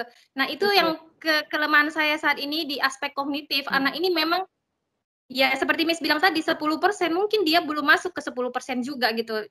Yang saya khawatirkan di SD tidak terkejar sama dia begitu, Miss. Oh, enggak Bu. Yang pertama Bu, secara indikator nih kalau saya bikin checklist ya Bu ya, faktor pendukungnya semua sudah terpenuhi Bu. Jadi Ibu nggak perlu khawatir ya. Saya ceritakan 2 kasus ya Bu ya. Kami pernah punya anak yang masuk SD umur 5 tahun ya Bu ya, 5 tahun 2 bulan. Kakaknya, dia anak pertama. Adiknya masuk SD di usia 6 tahun 6 bulan sama kayak anaknya Ibu nanti. Kayak gitu ya. Apa yang terjadi Bu? Si kakak menghabiskan waktu untuk belajar baca tulis selama 1,5 tahun. Di kelas 2, semester 2 baru dia bisa lancar membaca menulis. Gitu. Kenapa? Karena dipaksa masuk SD di usia cepat. Kayak gitu ya. Harapannya orang tuanya lebih cepat lebih baik kayak gitu ya. Tapi si adik walaupun sama-sama posisi masuk SD-nya sama-sama belum bisa baca tulis, si adik hanya butuh waktu 3 bulan, Bu. Di usia 6 tahun 6 bulannya dia butuh waktu dari belajar sampai lancar itu 3 bulan saja. Manusia punya yang namanya learning curve, Bu. Nah, learning curve ini kapan dari dia posisi belajar sampai posisi bisa. Nah, di anak yang usianya tepat di SD, yang usianya pas, itu pendek. Nggak sepanjang, nggak lebih ngos-ngosan kalau ngajarin anak yang usianya kurang gitu ya Bu ya, karena belum matang di emosinya tadi. Jadi kalau tadi si anak ibu ini usianya sudah pas, sudah 6 tahun 6 bulan, dengan sendirinya softwarenya di kepalanya Bu, perkembangan otaknya sudah siap untuk itu. Kalaupun dia baru belajar baca tulis di SD pun nanti Bu, itu akan cepat untuk dia sampai bisa, asal kita bimbing terus ya. Makanya kalau di SD Bu, kami langsung memang observasi anak, kami lihat berapa persen yang starting pertama ini belum bisa membaca menulis, kami bimbing khusus gitu. Kami bimbing khusus, kami mungkin berikan juga Bapak Ibu PR sedikit di rumah, tolong bantu ini, bantu ininya, tapi gurunya akan bimbing Bu. Kami punya anak yang kelas 3 baru bisa baca tulis Bu, ada. Terus gimana Miss masalah naik kelasnya kayak gitu Bu, syarat naik kelas di Harapan Bangsa, dan Ibu boleh cari peraturan pemerintahnya. Syarat naik kelas itu adalah yang pertama anaknya absensinya di atas 85%, artinya datang sekolah enggak? Selama datang ke sekolah bisa Bu.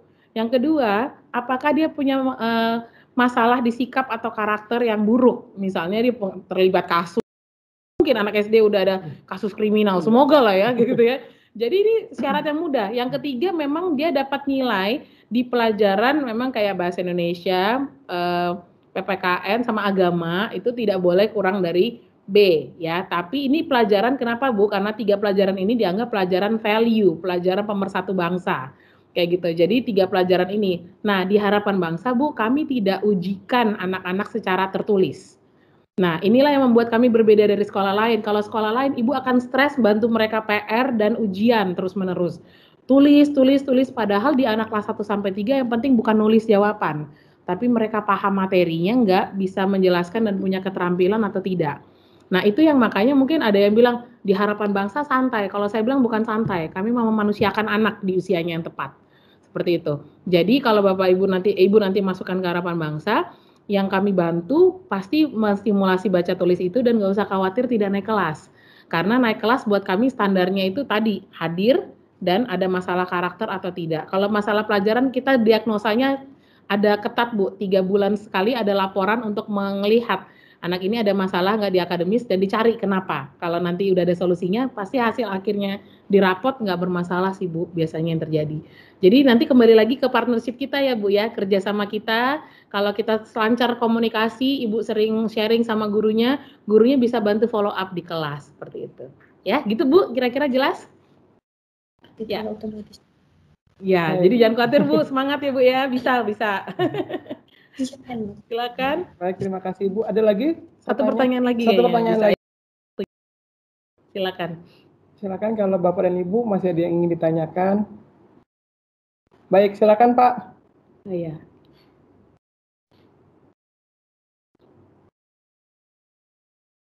Di unmute dulu mungkin Pak, atau gimana?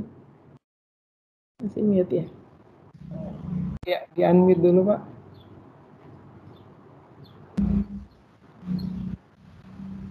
Kedengeran ya? Iya, silakan Pak, coba Pak. Ya. Ya.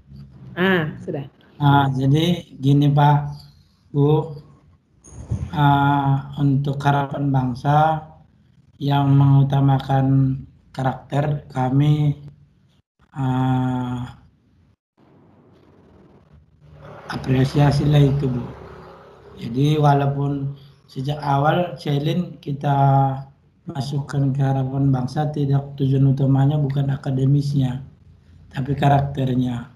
Terus ada pertanyaan saya sedikit tentang apakah di SD ini nanti sudah kelihatan minat dan bakatnya gitu Bu. Dan setelah kita sudah tahu nanti minat dan bakatnya, tentu setelah SMP kita bisa memperdalam di minat dan bakatnya saja gitu. Terima kasih Bu. Baik, makasih Pak. Jadi untuk minat dan bakat anak, kalau di tahap SD biasanya mereka masih suka berpindah-pindah. Ya, mereka kan makanya butuh dikenalkan. Tahap SD itu kembali lagi tahap eksplorasi dan pengenalan. Jadi yang kami lakukan di SD, kami kenalkan sebanyak mungkin jenis profesi dan jenis pekerjaan ya. Nah, kami punya kegiatan yang namanya career fair Pak kalau di SD. Career fair ini setiap tahun anak akan belajar 6 profesi. Caranya semua profesional yang ada bekerja di posisi pekerjaan tersebut datang dan sharing ke anak-anak. Maksimal setengah jam tapi cerita gitu. Jadi kami bener-bener ngundang dokter beneran, pilot beneran ya. Terus kemudian firefighter atau pemadam kebakaran, semua di berbagai lini kami undang. Memang sesuai dengan usia ya. Kalau anak kelas besar sudah bisa di profesi bidang desain, bidang engineering, itu sudah kami kenalkan. Harapan kami ketika mereka dapat berbagai pandangan ini, waktu mereka tertarik dengan salah satu, mereka udah mulai mengerucut akhirnya, mendekat. Walaupun nggak menutup kemungkinan SMP SMA bisa lebih berubah atau dipertajam. Misalnya kami punya anak yang SD pinginnya jadi scientist, kayak gitu kan. Waktu SMP dia kenal dunia kuliner, dia senang pengen jadi chef. Ternyata waktu SMA dia akhirnya tertariknya memang ke bidang desain. Ya nggak apa-apa, ini yang nanti terus-menerus dia akhirnya pilih jurusan kuliahnya seperti itu. Nah kami berusaha, Bapak Ibu dan juga kami sebagai sekolah tugasnya memang mengenalkan banyak hal. Kita lihat mana yang dia tertarik dan kita bantu wadahi di situ. Kalau dia lagi tertarik ke seni, ayo kita ikutkan ekskul seni. Kalau dia lagi tertarik ke olahraga, yuk kita ikutkan ekskul olahraga. Nanti kita lihat dia masih mau lanjut terus atau dia mau coba explore yang lain lagi. Dan itu sangat wajar kalau di usia SD masih berubah-berubah. Seperti itu ya, karena memang mereka masih mau lihat dulu mana yang benar-benar aku nikmati atau tertarik. Nah, tugas kita memang berikan wadahnya. Kalau dia perlu les atau perlu ekskul atau perlu ikut entah lomba atau kompetisi di situ, nggak apa-apa, Bapak Ibu didukung aja gitu. Selama dia yang minta dan dia yang mau, bukan kita yang memaksakan ya harus ke bidang ini, harus ke bidang ini. Seperti itu sih Pak. Semoga nanti juga anak Bapak juga segera terlihat potensinya di SD ya. Ya, baik. Cukup? Iya, sudah cukup ya. Nah.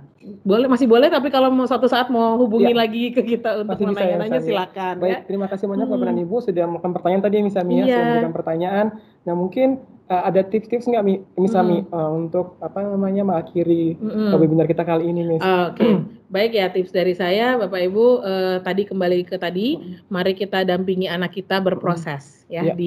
Di umur mereka yang ada ini, mereka sedang masuk ke masa-masa yang akan berubah menjadi anak lebih besar ya nanti di 7 tahun keduanya. Jadi mari kita dampingi eksplorasi prosesnya, kita dampingi karakternya, kita berikan waktu berkualitas, sering-sering untuk ada quality time sama anak ya, dan juga punya mindset yang benar bahwa anak kita ini pasti akan berkembang kok. Jadi bukan wah pasti nggak bisa, wah nanti nih, ayo coba kita lawan kekhawatiran kita dengan bahwa anak kita masih berproses. Karena orang tua pun berproses ya, manusia berproses ya. Baik. Semangat Bapak Ibu untuk semuanya dan semoga kita bisa bertemu nanti ya di SD Harapan Bangsa. Baik, terima kasih banyak Miss Ami. Iya, thank you, Tuhan berkati, senang bisa sharing hari ini ya. Ya, Bapak dan Ibu kalau mungkin masih ada kegalauan atau sudah aman nih kegalauannya dari mengapa sih harus sudah siap untuk menyekolahkan anak di sekolah dasar. Nah mungkin kalau di SD Harapan Bangsa sendiri, yang poin paling penting adalah partnership ya Miss ya. Jadi antara orang tua dengan sekolah juga memang harus benar-benar menjalin hubungan yang baik ya Miss. Supaya nanti pesan yang pengen disampaikan ke sekolah juga sampai dengan baik ya Miss ya. Dan kita anak pasti lebih maju Mister kalau orang tua sama sekolah kompak gitu. Ya, benar sekali Miss Ami. Baik, terima kasih Miss Ami. Baik Bapak dan Ibu, kita akan melanjutkan kegiatan kita selanjutnya. Saya kembalikan ke Miss Yesi. Silakan Miss Yesi. Oke, terima kasih Miss Ami dan Mr. Jansen buat kesempatannya kita pada pagi hari ini telah mendengarkan untuk parenting webinar memastikan anak untuk siap masuk di sekolah dasar. Wah, luar biasa sekali. Jadi kekhawatiran Bapak Ibu sudah bisa terjawabkan untuk bisa mempersiapkan anak untuk masuk di jenjang sekolah dasar. Bahwa pagi hari ini kita langsung lanjut saja. Kita akan mendengarkan testimoni dari beberapa orang tua siswa yang anaknya sudah melanjutkan sekolah dasar di Harapan Bangsa. Dan pastinya kita langsung sambungkan saja ke Mr. Jansen. Silakan Mr. Jansen. Baik, Miss Yesi, terima kasih banyak Miss Yesi. Wah, Bapak dan Ibu bagaimana? Tadi kita sudah sama-sama mendengarkannya kegiatan webinar kita dan kemudian sekarang kita akan mendengarkan juga pengalaman-pengalaman dari orang tua terkait anak-anak dari mereka yang sudah sekolah di SDK Harapan Bangsa. Tapi saya tidak sendirian Bapak dan Ibu karena saya akan ditemani partner saya yaitu Miss Yesi. Kembali lagi sama Miss Yesi. Kembali lagi sama saya. Luar biasa sekali ya pagi hari. Iya, kita sepertinya ini ya Miss ya. Host tetap Miss untuk virtual Lapanas di SDK Harapan Bangsa kali ini. Nah Miss Yesi untuk testimoni ya Miss Yesi ya. Untuk Bener testimoni kita banget. hari ini nanti akan ada Ibu Nancy sama Dr. Teresia Miss Yesi. Iya, mungkin kita langsung tanyakan apakah sudah siap Ibu Nancy dan Dr. Iya. Teresia? Ibu Nancy dan Dr. Teresia, apakah sudah bergabung bersama dengan kami? Bisa menyalakan kameranya dan Iya. bisa open mic ya. Iya, benar sekali. Ibu Nancy dan Dr. Teresia. Ya, sudah halo. bergabung. Oh, baik. Baik Ibu, apa kabar Ibu? Baik. Wah, puji Tuhan. Iya. Ibu Nancy, apakah sudah bergabung juga bersama kami? Halo. Sudah bergabung. Miss? Wah, Sudah ya? terima kasih Ibu Nancy. Selamat Siap. datang. Selamat datang Ibu Nancy. Gimana kabarnya hari ini Ya. Ibu Nancy? Baik, Miss. Puji Tuhan. Wah, puji Baik. Tuhan. Baik. Nah, baik, mungkin dari peserta Open House kita kali ini ada yang mungkin pengen berkenalan dulu nih dengan Benar. orang tua yang sudah bersekolah di SD Harapan Bangsa. Mungkin Ibu Nancy dan Dr. Teresia boleh memperkenalkan dirinya terlebih dahulu. Dimulai dari Ibu Nancy kali ya. Ya, Ibu Nancy dulu ya. Bisa memperkenalkan diri, kemudian anaknya sudah ada berapa nih yang bersekolah di Harapan Bangsa, di jenjang mana saja? Ya. Silakan Silakan Ibu Nancy. Selamat pagi, Bapak-bapak, Ibu-ibu peserta webinar. Perkenalkan saya Nancy Sibarani. Saat ini anak kami ada 3 orang yang bersekolah di SD Harapan Bangsa. Ada Emia di grade di kelas 4 SD, ada Warren di kelas 2, dan ada Bill di kelas 1 SD yang baru masuk tahun ajaran ini. Wah, luar biasa ya, sudah Iya. di SD semua nih 3 anaknya. Tiga-tiganya di SD Harapan Bangsa ya Bu ya? Iya, jadi mungkin kita Langsung kembalikan ke Dr. Teresia ya, Iya. kita tanyakan juga. Boleh berkenalan dulu untuk Dr. Teresia, bisa memperkenalkan diri, kemudian anaknya di kelas mana saja Iya. nih ya. Di Silakan. Harapan Selamat pagi semuanya. Aduh, saya dipanggil dokter, panggil Ibu aja. Iya, baik Ibu. Ibu Teresia. Baik Ibu. Nama saya Teresia. Anak saya ada 2 yang bersekolah di HBICS. Yang pertama namanya Nathan di kelas 3. Kemudian yang kedua namanya Nadia di kelas 2 SD. Kami bergabung di Harapan Bangsa baru setahun yang lalu karena kami pindah ke sini dari Jakarta. Oh, pindahan dari Pindahan Jakarta, ya. Baik. Iya. Kenapa Ibu memilih Harapan Bangsa sebagai sekolah terbaik buat anak Ibu? Mulai dari Teresia. Ya, Ibu Teresia. Ya. Yang pertama, waktu kita mau pindah ke sini, kita kan cari beberapa sekolah. Nah, kemudian ya referensi juga ada. Maksudnya kita dengar sana sini beberapa sekolah. Yang pertama, saya mencari sekolah yang berbasis Kristen untuk pendidikan agama yang lebih mendalam dan supaya anak-anak tuh terbiasa berdoa, terbiasa baca Alkitab, dan terbiasa untuk pembinaan karakternya ya. Nah, yang pertama itu. Yang kedua, kami ingin mencari sekolah yang bahasa Inggrisnya itu cukup dominan. Walaupun kita sih di rumah ngobrolnya dengan dua language juga, Indonesia dan Inggris. Cuma kami berharap dengan sekolah yang bahasa pengantarnya bahasa Inggris itu jadinya lebih improve aja anak-anak ini gitu untuk berbicara dalam bahasa Inggris, jadi lebih lancar.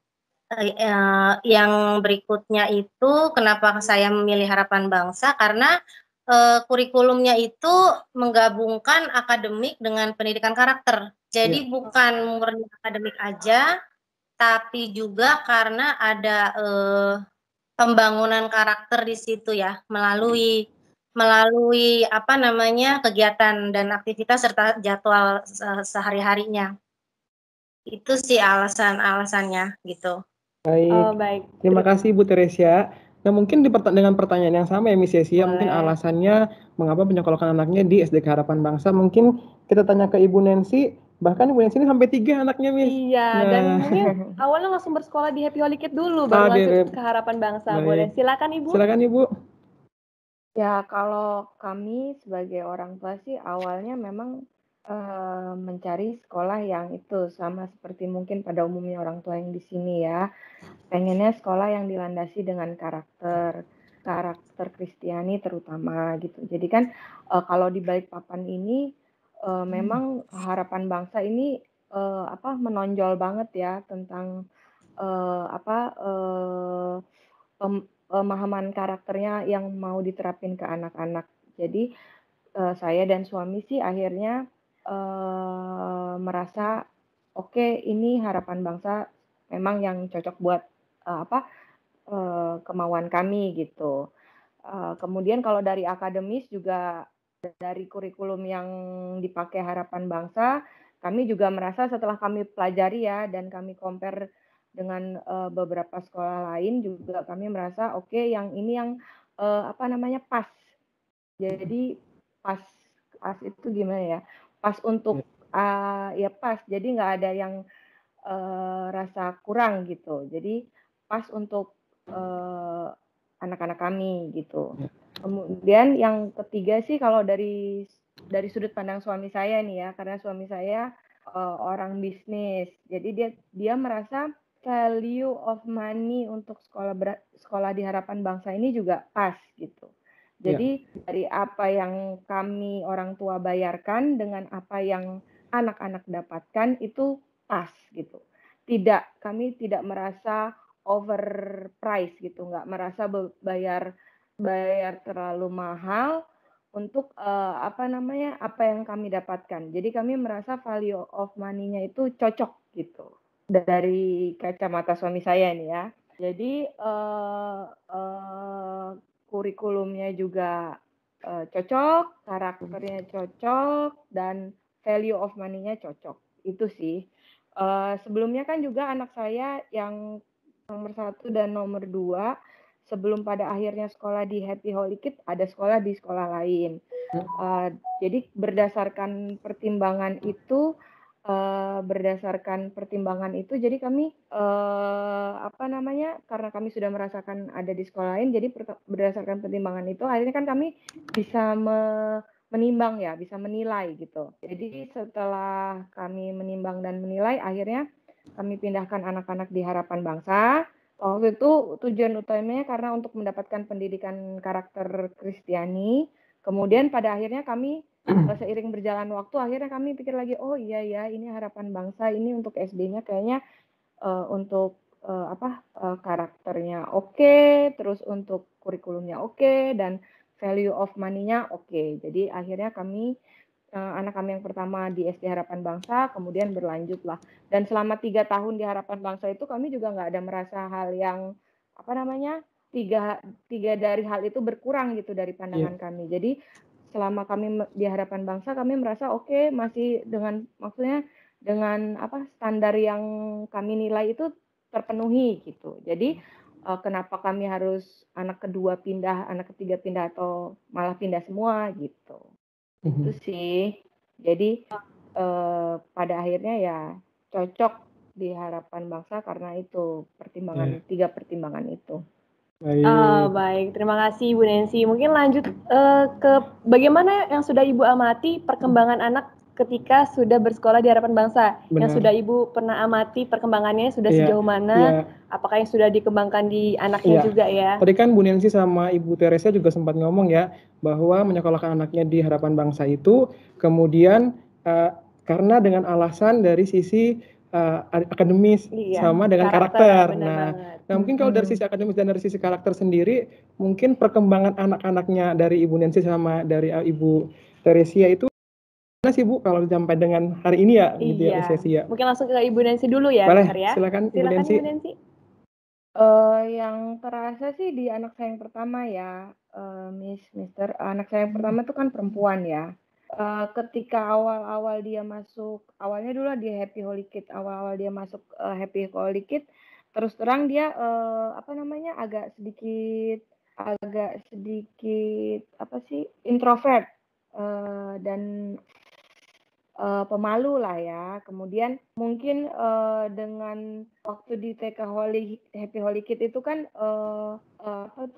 pengembangan aktualisasi dirinya kan besar ya, tinggi, anak-anak dilatih untuk percaya diri, dilatih untuk bisa menampilkan diri, lama-lama terasah di Happy Holy Kids, kemudian masuk di Harapan Bangsa juga anak saya yang Emmy-nya itu bisa mengaktualisasikan diri, menampilkan dirinya lebih baik, Terus pemahaman mereka tentang karakter Kristiani pun baik, karena setiap hari juga dari chapel time, dari pola pelajaran, pola pendidikan, pola masuk setiap harinya di Harapan Bangsa kan yang dimulai dengan chapel time gitu. Jadi anak-anak saya pun terbiasa dengan mendengar tentang pemahaman Kristiani. Jadi terus ada kalau dulu ada apa itu namanya Truth Kids yang anak saya bisa baca juga gitu. Yang bisa mungkin kalau anak saya yang kelas 4 dan kelas 2 mulai paham-paham kalimat kata-kata yang di truth ya. Tapi kalau kemudian anak-anak saya yang kelas 1 juga bisa bertanya gitu, "Mama, kasih itu apa sih?" Karena dibiasakan gitu kan, dibiasakan dibaca, dibiasakan disampaikan saat chapel time gitu. Jadi mungkin anak-anak yang kayak saya orang tua kadang-kadang mungkin kurang gitu ya di rumah kasih pemahaman gitu, pemahaman tentang kasih, pemahaman tentang iman gitu. Tapi kalau di sekolah mereka cukup untuk diberi pemahaman, lama-lama mereka juga akan cari tahu dan bertanya gitu, mengajak saya ngobrol malah, "Mama, kasih itu gini-gini deh. Tadi jadi waktu di sekolah itu teman kakak itu ada yang kesandung gitu. Jadi kata Miss kalau kasih itu kita harus bantu." Nah kan hal-hal seperti itu kan kecil ya, tapi jadi dasar yang baik buat anak kita gitu. Kalau juga ke Warren dan Bill. Warren dan Bill itu kan anak laki-laki ya. Biasanya anak laki-laki itu sensitifnya kurang gitu. Tapi dengan rutinitas harian yang di Harapan Bangsa, pembelajaran karakternya mereka diulang, dikasih pemahaman, lama-lama ya mereka itu juga gitu. Lama-lama mereka sadar gitu. Itu kan nggak boleh ya, Mah ya. Yang dibuat di misalnya nonton TV gitu atau nonton YouTube itu kan nggak boleh ya, Mah ya. Dia dorong temennya kan nggak boleh ya, itu kan nggak ada kasihnya ya kan gitu Miss. Jadi si Emia, Warren dan Bill ya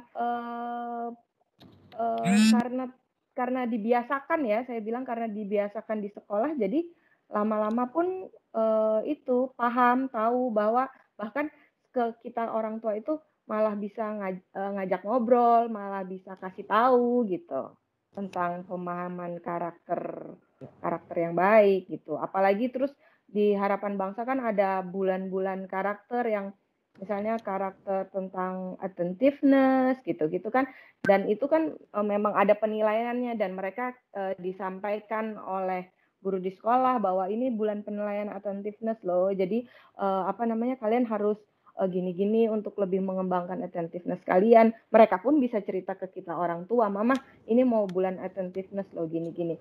Gitu. Jadi harus lebih atentif nih katanya Miss gitu. Oke, baik. Thank you, Bu Nancy. Bener ya, bisa karena terbiasa gitu ya, Miss. Bisa karena terbiasa. Betul. Bener banget. Bisa Kalau karena dari Ibu Teresia gimana, Bu? Iya. Ya mungkin nggak jauh-jauh beda sih sama Bu Nancy. Yang pasti yang saya rasakan di anak saya yang kedua, itu kan waktu masuk Harapan Bangsa berarti kan dia kelas 1 ya. Berarti jenjang awal tuh. Nah, itu bahasa Inggrisnya improve. Improve-nya itu lebih ke berbicara. Jadi lebih berani, lebih pede untuk berbicara bahasa Inggris. Terus yang lainnya lagi, mereka itu pokoknya hari kedua masuk di Sekolah Harapan Bangsa kan saya jemput, itu mereka tuh nyanyi-nyanyi worship di mobil. Karena chapel time itu kan, chapel time itu dan mereka tiba-tiba udah hafal aja. Jadi perkembangan secara yang tadi mungkin Bu Nancy secara Kristianinya itu lebih matang ya daripada sekolah yang sebelumnya. Ya karena itu tadi ada chapel time, terus satunya lagi saya suka ada Truth Kids. Karena dari Truth Kids ini anak-anak dibiasakan berpikir secara konsep. Jadi seperti meringkas sebuah cerita. Jadi dia bikin kerangkanya gitu loh. Nah, di situ saya waktu saya tahu ada Truth Kids, wah ini si Harapan Bangsa kreatif juga nih, ada cerita seperti ini dan anak-anak kan yang akhirnya diminta untuk menceritakan kembali gitu. Nah, lainnya lagi di anak saya yang pertama itu lebih matang di Math, Science, English-nya karena sekolah yang sebelumnya kebetulan kurikulumnya bukan Cambridge ya. Jadi dengan adanya Math, Science, English ini kan berarti porsi mereka belajar secara akademis yang dalam bahasa Inggrisnya kan lebih banyak. Jadi di situ lebih matang sih, lebih matang dan diujiankan juga kan gitu. Apalagi ya, yaitu perkembangan secara karakter Kristennya, terus berpikir secara konsep dan belajarnya itu kan dengan metode fun learning juga gitu, walaupun Cambridge tapi kan dibawa dalam dikemas dengan metode fun learning. Jadi anak-anak tuh nggak boring, mereka happy waktu hari-hari pertama sekolah di sini tuh pokoknya pindah ke sini tuh nggak ada nangis-nangis gitu loh. Jadi ya so far sih sama Harapan Bangsa ya kita sih cocok lah gitu untuk perkembangan dan metode yang diberikan gitu. Baik, terima kasih Bu Teresia. Nah mungkin kan selama ini kita kan sudah melewati dari sekitar kurang lebih satu semester ya Miss ya. Kita sekolahnya sekolah daring atau sekolah online Bu, online learningnya dari rumah. Nah mungkin ada respon dari anak-anak nggak mengenai pembelajaran online ini, karena kan sebelumnya kan kita pasti langsung tatap muka nih Bu, anak dengan guru, kemudian bertemu di sekolah dengan teman-teman, tapi kali ini bertemunya semuanya harus secara online Bu. Nah mungkin ada respon anak-anak dari ibu-ibu semuanya, mungkin dari Ibu Teresia dulu kali ya Miss ya. Apakah anaknya excited untuk mengikuti pembelajaran daring ini ya? Silakan Ibu Teresia. Nah ini untuk daring ini loh ya, jadi ada positifnya, ada negatifnya. Yang pertama pasti kita belum get used to ya dengan sistem online gitu, apalagi Microsoft Teams ini, termasuk sayanya juga gitu, jadi kita sama-sama belajar.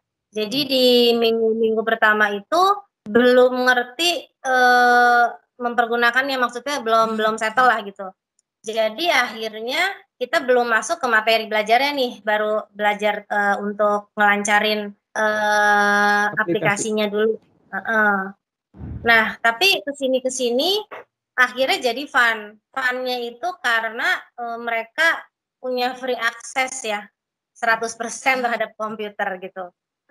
Terus yang berikutnya lagi positifnya karena mereka terbiasa mengetik ya, jadi terbiasa typing, terus meringkas juga di ya kalau saya suka ajarkan mereka untuk meringkas di OneNote-nya gitu. Jadi memang itu seperti lebih advance lah ya, kan kita jadinya melalui komputer semua. Di situ. Nah, terus yang negatifnya ya karena akhirnya dengan adanya free access ini suka-suka jadi kurang bisa terkontrol. Jadi akhirnya selesai itu mereka jadi main games, komputer, walaupun sih akhirnya ada kita mungkin bisa dimudahkan ya dengan adanya Teams ini karena kita bisa chat kan antara orang tua. Cuma mostly akhirnya yang pakai itu kan anak-anak juga gitu, yang mereka akhirnya di situ aja sih kekurangannya. Dan mereka tuh juga udah minta anak-anak saya, kapan sih kita masuk sekolah lagi ya, karena interaksi sekolah itu berbeda ya dibanding kalau kita online aja, sangat beda banget gitu. Terus aktivitas-aktivitas yang mereka lakukan ketika selesai sekolah itu juga akhirnya kalau selama kegiatan normal kan situasi normal ada kegiatan keluar misalnya seperti kursus atau les. Nah itu kan akhirnya waktu mereka sudah habis di situ dan akhirnya udah pulang ke rumah mereka udah nggak pegang handphone lagi gitu. Nah cuma ini karena daring banyak waktu di rumah, kalau kitanya nggak kontrol jadi mereka suka lost untuk kebanyakan main handphone, dan handphonenya itu akhirnya kan yang dipilih games. Itu sih. Itu aja. Terima kasih Bu Teresia. Mungkin pertanyaan sama juga ya buat Ibu Nancy. apakah respon anaknya untuk pembelajaran online ini belajar online, apakah masih excited, apa fun, atau seperti apa? Silakan Ibu Nancy. Ya, kalau anak saya kan 3 ya.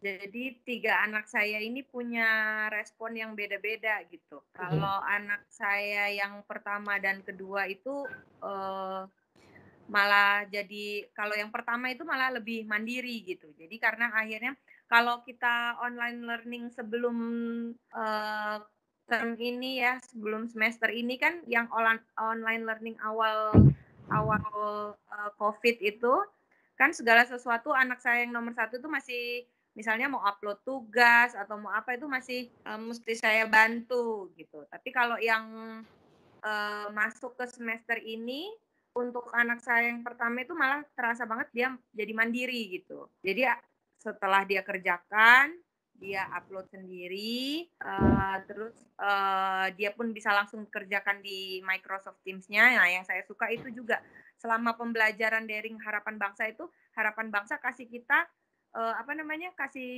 ke murid dan orang tua itu aplikasi yang memang membantu gitu, jadi bisa kerjakan langsung di Microsoft Teams, bisa main game fun learning education game di Microsoft Teams,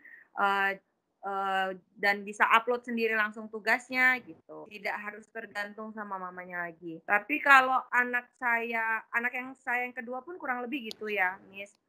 Kalau anak saya yang ketiga nih, karena dia anak yang cenderung kinestetik ya, jadi anak yang kalau nggak kurang bisa diem gitu, maksudnya banyak gerak ya dia.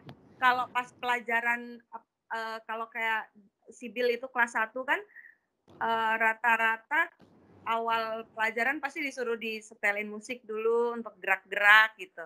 Itu dia happy tuh, seneng. Tapi begitu harus duduk dan menatap ke kamera gitu, yang belajar atau misalnya mendengarkan gitu ya, mendengarkan misalnya miss-nya itu, dia mulai agak-agak bosen gitu.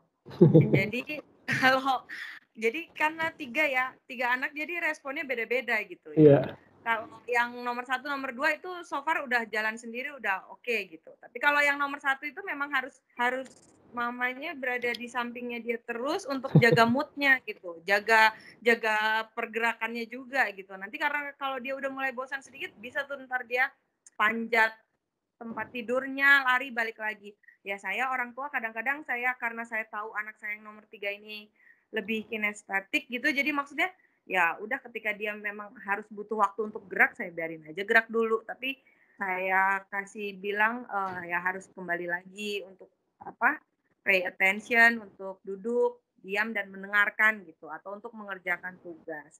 Nah kalau excitednya sih Sibil ya excited aja ketika misalnya pelajaran olahraga gerak pakai bola dilempar-lempar, ya dia excited aja. Cuman untuk kalau duduk diam gitu mulai deh.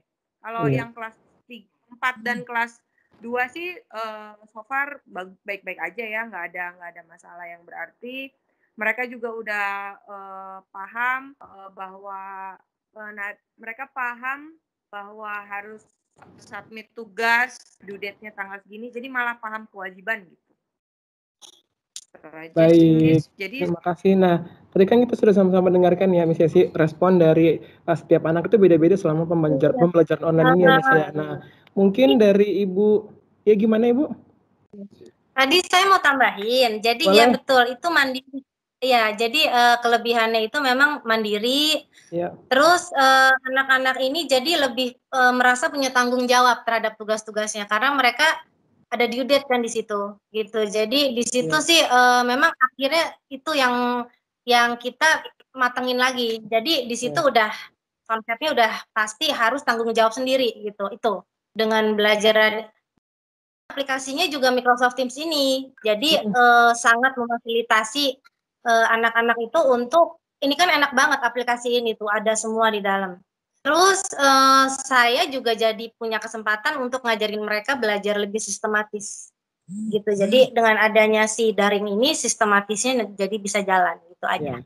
Baik, terima kasih Ibu. Nah mungkin terakhir Bu, mungkin ada sedikit tips untuk para peserta dari open house kita hari ini mungkin selama pembelajaran online ini Bu, baik itu secara dari menggunakan Microsoft Teams ataupun bagaimana menanggapi respon dari anak-anak, dari setiap anak-anak kan beda-beda responnya ini sesi ya. Karena tipe anak-anak kan berbeda, ada yang kinestetik, auditori dan sebagainya ya. Jadi Bapak Ibu mungkin bisa berikan tips untuk kita semua bagaimana cara mendampingi anak secara online yang secara daring pembelajarannya. Benar sekali sesi.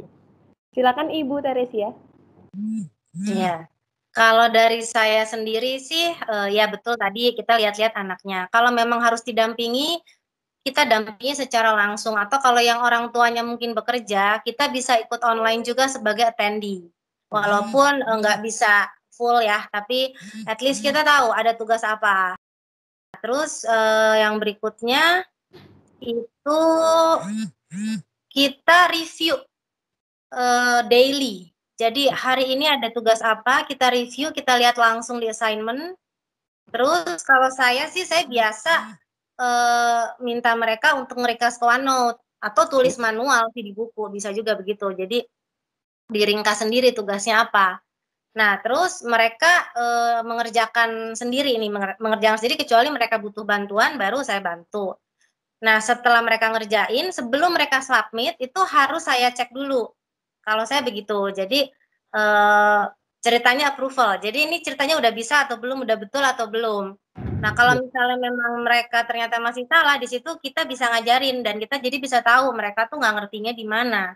Gitu. Jadi direct kan kita bisa tahu langsung anak-anak kita sebenarnya sanggup apa, kemampuannya sampai di mana. Itu sih kalau saya ya. Terus kita paling bantu mereka untuk submit, tapi submit sih so far mereka udah bisa sendiri sih anak-anak untuk belajar. Ketika belajar online-nya pun juga saya suka tinggal gitu, karena kan saya juga ada kerjaan juga, ada pekerjaan gitu, jadi suka saya tinggal, kadang-kadang saya lihat, cuma mereka bisa sendiri. Paling kalau yang nggak ngerti ya itu saya review di malam, biasanya saya gitu. Terima kasih Bu Teresia. Ini tips-tips dari versinya Ibu Teresia. Sekarang kita langsung ke Ibu Nancy. Tipsnya gimana nih Bu untuk pembelajaran daring untuk mendampingkan anaknya seperti apa? Kalau saya ya karena saya sebenarnya ya masih sambil belajar juga ya. Karena daring ini kan bukan suatu hal yang maksudnya yang familiar buat kita ya. Saya juga baru gitu. Awal-awal saya juga mau pecah ini kepala menghadapi daring, udahnya sayanya gaptek gitu, harus jadi high tech gitu mendampingi anak-anak. Cuman ya kalau saya bisa share dari pengalaman saya sih ya, terutama untuk anak saya yang nomor 3 ya, yang Bill yang kelas 1 gitu. Karena dia juga masih belum terbiasa sama maksudnya belajar yang hanya ketemu layar gitu. Kalau saya ya, saya masih ngikutin dia. Jadi misalnya kalau ketika moodnya masih agak kurang oke gitulah ya, saya lihat ya diajak ngobrol aja dulu gitu. Nanti ketika dia kasih pemahaman lah bahwa udah ini waktunya belajar lah, harus duduk, manis, diem gitu. Terus maksudnya kalau dia mulai yang seperti saya bilang itu mulai banyak gerak ya, saya kasih waktu dia dulu untuk gerak gitu. Saya komunikasi ke Miss-nya, Miss ini si Bill mesti harus gerak dulu gitu. Jadi Miss-nya pun paham bahwa si Bill nanti off kamera sebentar buat dia doing gerak-gerak gitu, loncat-loncat dulu baru nanti ayo duduk lagi, saya bilang gitu. Terus saya pun komunikasi terus sama Miss-nya, terutama Miss-nya di kelas Bill ya, Miss Berli dan Miss Lulu, bahwa Miss sorry tadi pas jamnya tematik si Bill lagi harus off kameranya agak lama nih, karena Bill ya itu masih dia mau bergerak-gerak dulu, loncat-loncat, saya bilang gitu. Terus karena saya komunikasikan ke Miss-nya, nanti Miss-nya bilang, oh iya Mam, nggak apa-apa. Biasanya itu yang terjadi sama saya ya. Nggak apa-apa Mam. Nanti untuk Mam boleh nggak nanti kalau selepas jam sekolah, setelah makan jam 2, setengah 3, saya boleh telepon sama Bill, katanya Miss Berli, Miss Tirsa gitu. Saya mau review tadi yang pas Bill hilang, katanya Miss Tirsa. Oh boleh Miss, saya bilang. Jadi ketika saya Miss pun sadar kan bahwa si Bill ini off kamera 15 menit gitu. Jadi si Miss Tirsa mau menggantikan waktu yang hilang itu karena saya komunikasikan kan. Dan itu pun saya bersyukur gitu. Jadi si Miss Tirsa dan Miss Lulu, Miss kelas 1 itu pun paham gitu bahwa anak saya ini anak kinestetik. Satu, mereka nggak push anak saya untuk stand still duduk di depan kamera. Mereka paham anak saya butuh waktu untuk bergerak sedikit, dan Miss pun dengan rela hati mau menggantikan ketika anak saya hilang itu. Miss, nanti saya telepon ya Mam, via Teams atau via WhatsApp boleh. Nah itu, jadi saya pun yakin anak saya nggak ketinggalan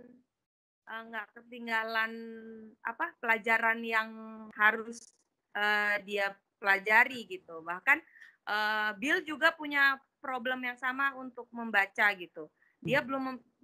Si Bill kelas 1 ini belum bisa membaca lancar. Jadi Miss Tirsa dan Miss Lulu pun paham. Jadi Miss Tirsa dan Miss Lulu meluangkan waktu ekstra di luar jam online learning yang sampai jam 12 itu biasanya Selasa, Kamis setengah 2 atau setengah 3. Nanti bisa atur waktu antara saya dan Miss-nya gitu.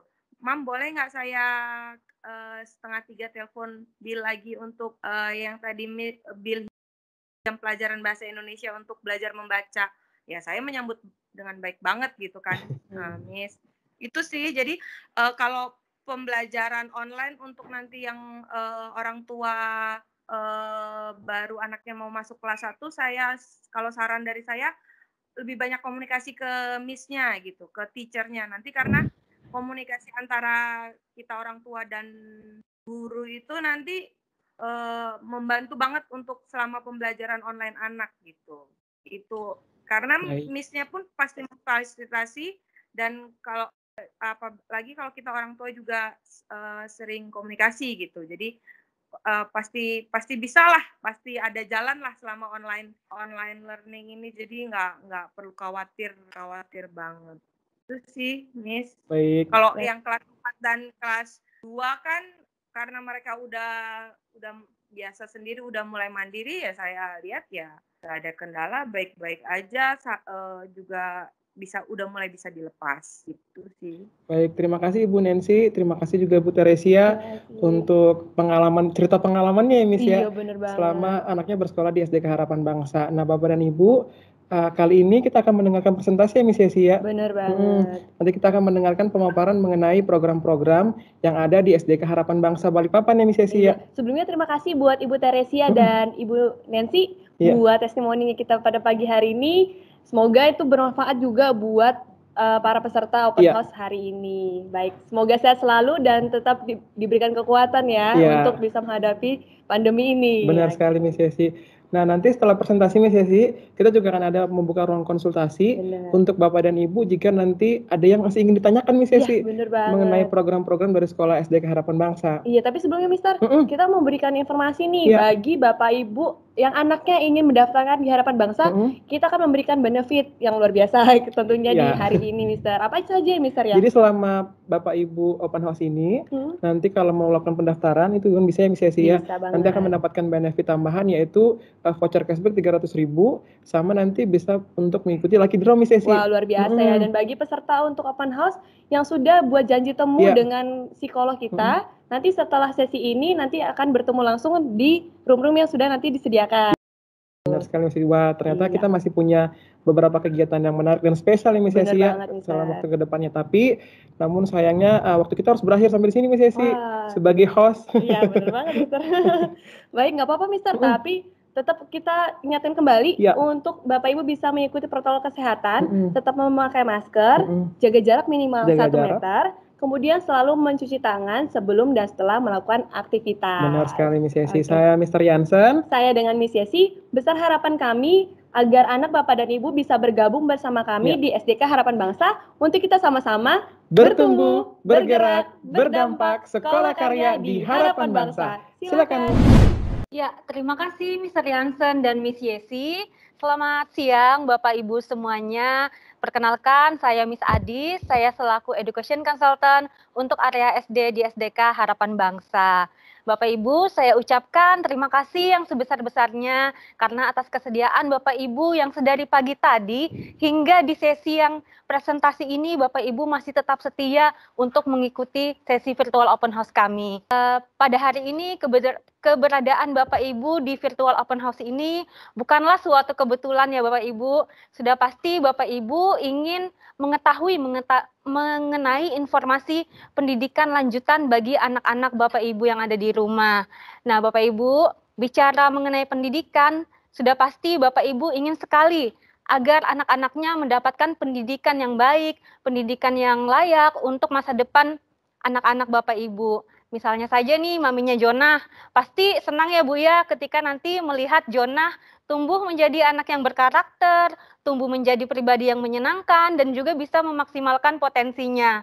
Dan juga nih mungkin maminya Aloina pasti akan bahagia sekali ya Bu ya, dan juga akan bangga jika nanti melihat perkembangan Aloina ke depannya semakin pesat dan juga bisa melihat Aloina bisa berinovasi dan juga berkarya yang bermanfaat bagi dirinya sendiri maupun juga bagi sekitarnya. Nah, Bapak Ibu, ini adalah masa-masa di mana Bapak Ibu dan juga orang tua lainnya sedang mencari sekolah lanjutan untuk anak-anak Bapak Ibu, khususnya di jenjang SD. Tetapi Bapak Ibu, sebelum Bapak Ibu menentukan pilihannya, izinkanlah saya Miss Adis untuk menginformasikan kepada Bapak Ibu apa itu Sekolah Harapan Bangsa. Nah, Bapak Ibu, selamat datang di SDK Harapan Bangsa Sekolah Karya. Untuk sekolah kami sudah terakreditasi A, jadi untuk Bapak Ibu tidak perlu khawatir lagi mengenai status sekolah kami, dan ini adalah berkat kepercayaan masyarakat dan Ibu serta Bapak-Bapak sekalian kepada sekolah kami. Selanjutnya untuk visi sekolah kami adalah untuk menjadi sekolah terbaik dalam layanan, maksimal mencerdaskan generasi berkarakter Kristus yang menghasilkan karya unggul bagi Indonesia. Selanjutnya, sekolah kami juga memiliki beberapa misi. Yang pertama yaitu untuk membangun karakter mulia berlandaskan nilai-nilai Kristus. Kemudian mengarahkan peserta didik untuk memiliki tujuan hidup yang benar sejak dini. Menggali, menemukan, dan mengembangkan potensi peserta didik secara maksimal. Memfasilitasi dan mendorong peserta didik untuk berinovasi dan berkarya, serta memberikan layanan prima kepada seluruh pemangku kepentingan sekolah. Nah, Bapak Ibu, di sekolah kami, SDK Harapan Bangsa, kami memiliki konsep pendidikan yang baru, yang disebut dengan konsep sekolah karya. Nah, apa itu sekolah karya? Jadi, sekolah karya adalah terdiri dari 5 aspek pendidikan yang holistik ya Bapak Ibu, bisa dilihat untuk pemaparan apa itu karya sendiri adalah terdiri dari yang pertama adalah karakter mulia, kemudian akal budi dan kecerdasan, relasi berkualitas, Yesus sebagai pusat, dan yang terakhir adalah aksi nyata. Nah, Bapak Ibu, jadi kami berharap agar anak-anak Bapak Ibu ketika nanti sudah bergabung di Sekolah Harapan Bangsa, tidak hanya menjadi anak yang cerdas secara intelektual saja, secara intelijensinya saja, tetapi juga dapat menjadi anak-anak yang cerdas secara emosionalnya, dan juga secara spiritualnya, maupun secara hubungan sosialnya dengan lingkungannya, di mana nanti mereka bisa menempatkan diri, bisa beradaptasi, dan juga bisa menjadi pribadi yang menyenangkan bagi orang-orang sekitarnya. Nah, kemudian Bapak Ibu, pada intinya sekolah karya adalah kami mendidik anak bukan hanya untuk tahu apa, tetapi juga bisa apa. Jadi di Sekolah Harapan Bangsa, kami tidak hanya berfokus pada teori saja atau untuk menghabiskan soal-soal maupun materi yang ada di buku, tetapi kami fokus kepada anak-anak akan bisa apa dan akan bisa memiliki skill apa untuk dapat bermanfaat di kehidupannya ke depannya. Selanjutnya Bapak Ibu, kita ke kurikulum. Untuk mendukung konsep sekolah karya, kami menggunakan kurikulum terpadu. Yang pertama yaitu kurikulum nasional K13. Selanjutnya adalah kurikulum internasional. Nah, bisa dilihat Bapak Ibu, untuk kurikulum nasional K13, kami menggunakan buku-buku tematik. Untuk pelajarannya bisa dilihat ya Bapak Ibu, di monitor Bapak Ibu sekalian. Ada matematika, bahasa Indonesia, IPA, IPS, dan juga lain-lain. Selanjutnya, untuk pelajaran internasional, kita menggunakan MyPulse untuk subjek science, kemudian kita menggunakan Math Champions untuk math-nya, dan juga menggunakan buku Cambridge untuk pelajaran bahasa Inggris. Untuk kegiatan belajar mengajar sendiri, di Sekolah Harapan Bangsa terdiri dari 3 kelas, yaitu kelas A, kelas B, dan juga kelas C. Untuk jam belajarnya sendiri, Bapak Ibu, ini dilakukan setiap hari Senin sampai Jumat, pukul 8 sampai dengan pukul 13.45. Dan ini bisa jadi akan lebih lama 1 jam ketika anak-anak Bapak Ibu memiliki jadwal Nah, ini jadwal ketika sebelum online learning ya Bapak Ibu, ketika online learning jamnya agak berbeda lagi. Kemudian untuk 1 kelas maksimal diisi oleh 25 siswa dengan 2 guru. Nah, Bapak Ibu, di Sekolah Harapan Bangsa tidak hanya mempelajari teori-teori saja, tidak hanya mempelajari melalui buku saja, tetapi juga anak-anak dibekali dengan banyak sekali kegiatan yang akan mewadahi potensi maupun minat bakat mereka. Yang pertama, kita akan mewadahinya melalui kegiatan ekstrakurikuler. Apa saja ekstrakurikuler di SD? Mari kita lihat Bapak Ibu. Bisa dilihat Bapak Ibu untuk eskul di SD sendiri.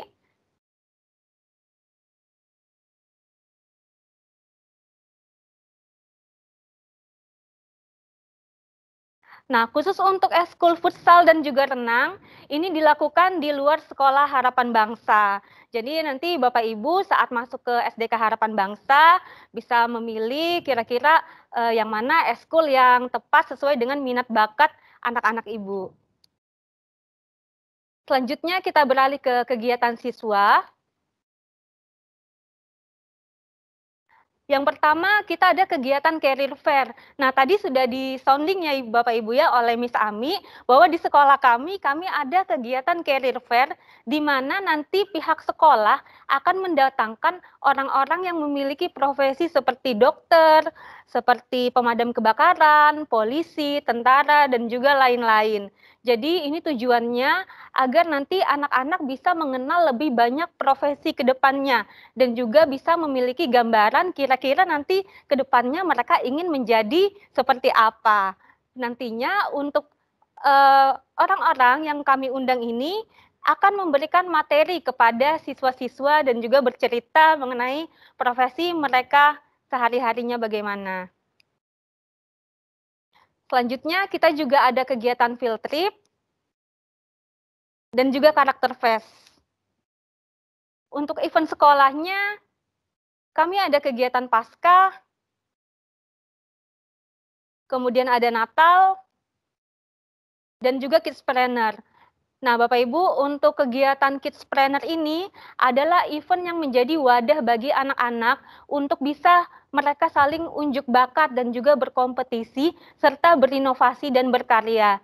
Jadi di acara Kidspreneur Bapak Ibu, biasa kita lakukan 1 tahun sekali, di mana nanti kami bukan hanya mengajak siswa-siswa dari lingkup Harapan Bangsa saja, tetapi juga kami akan mengundang siswa-siswa yang ada di sekolah-sekolah lain yang ada di Balikpapan untuk turut bergabung di event kami.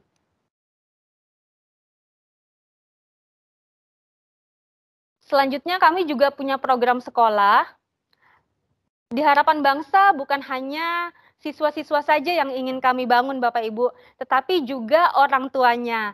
Nah, kami berharap Bapak Ibu bisa menjadi partner bagi kami untuk sama-sama bisa membimbing anak, dan ini kami fasilitasi melalui kegiatan Smart Parenting yang nantinya temanya akan berbeda-beda setiap semesternya Bapak Ibu. Bisa dilihat di monitor Bapak Ibu, untuk tema-tema ini adalah tema-tema Smart Parenting yang telah kami lakukan di tahun-tahun sebelumnya. Nah, bagaimana jika di dalam kondisi pandemik saat ini, nah, smart parenting tetap akan dilakukan dengan cara webinar. Selanjutnya juga kita ada konsultasi psikologi.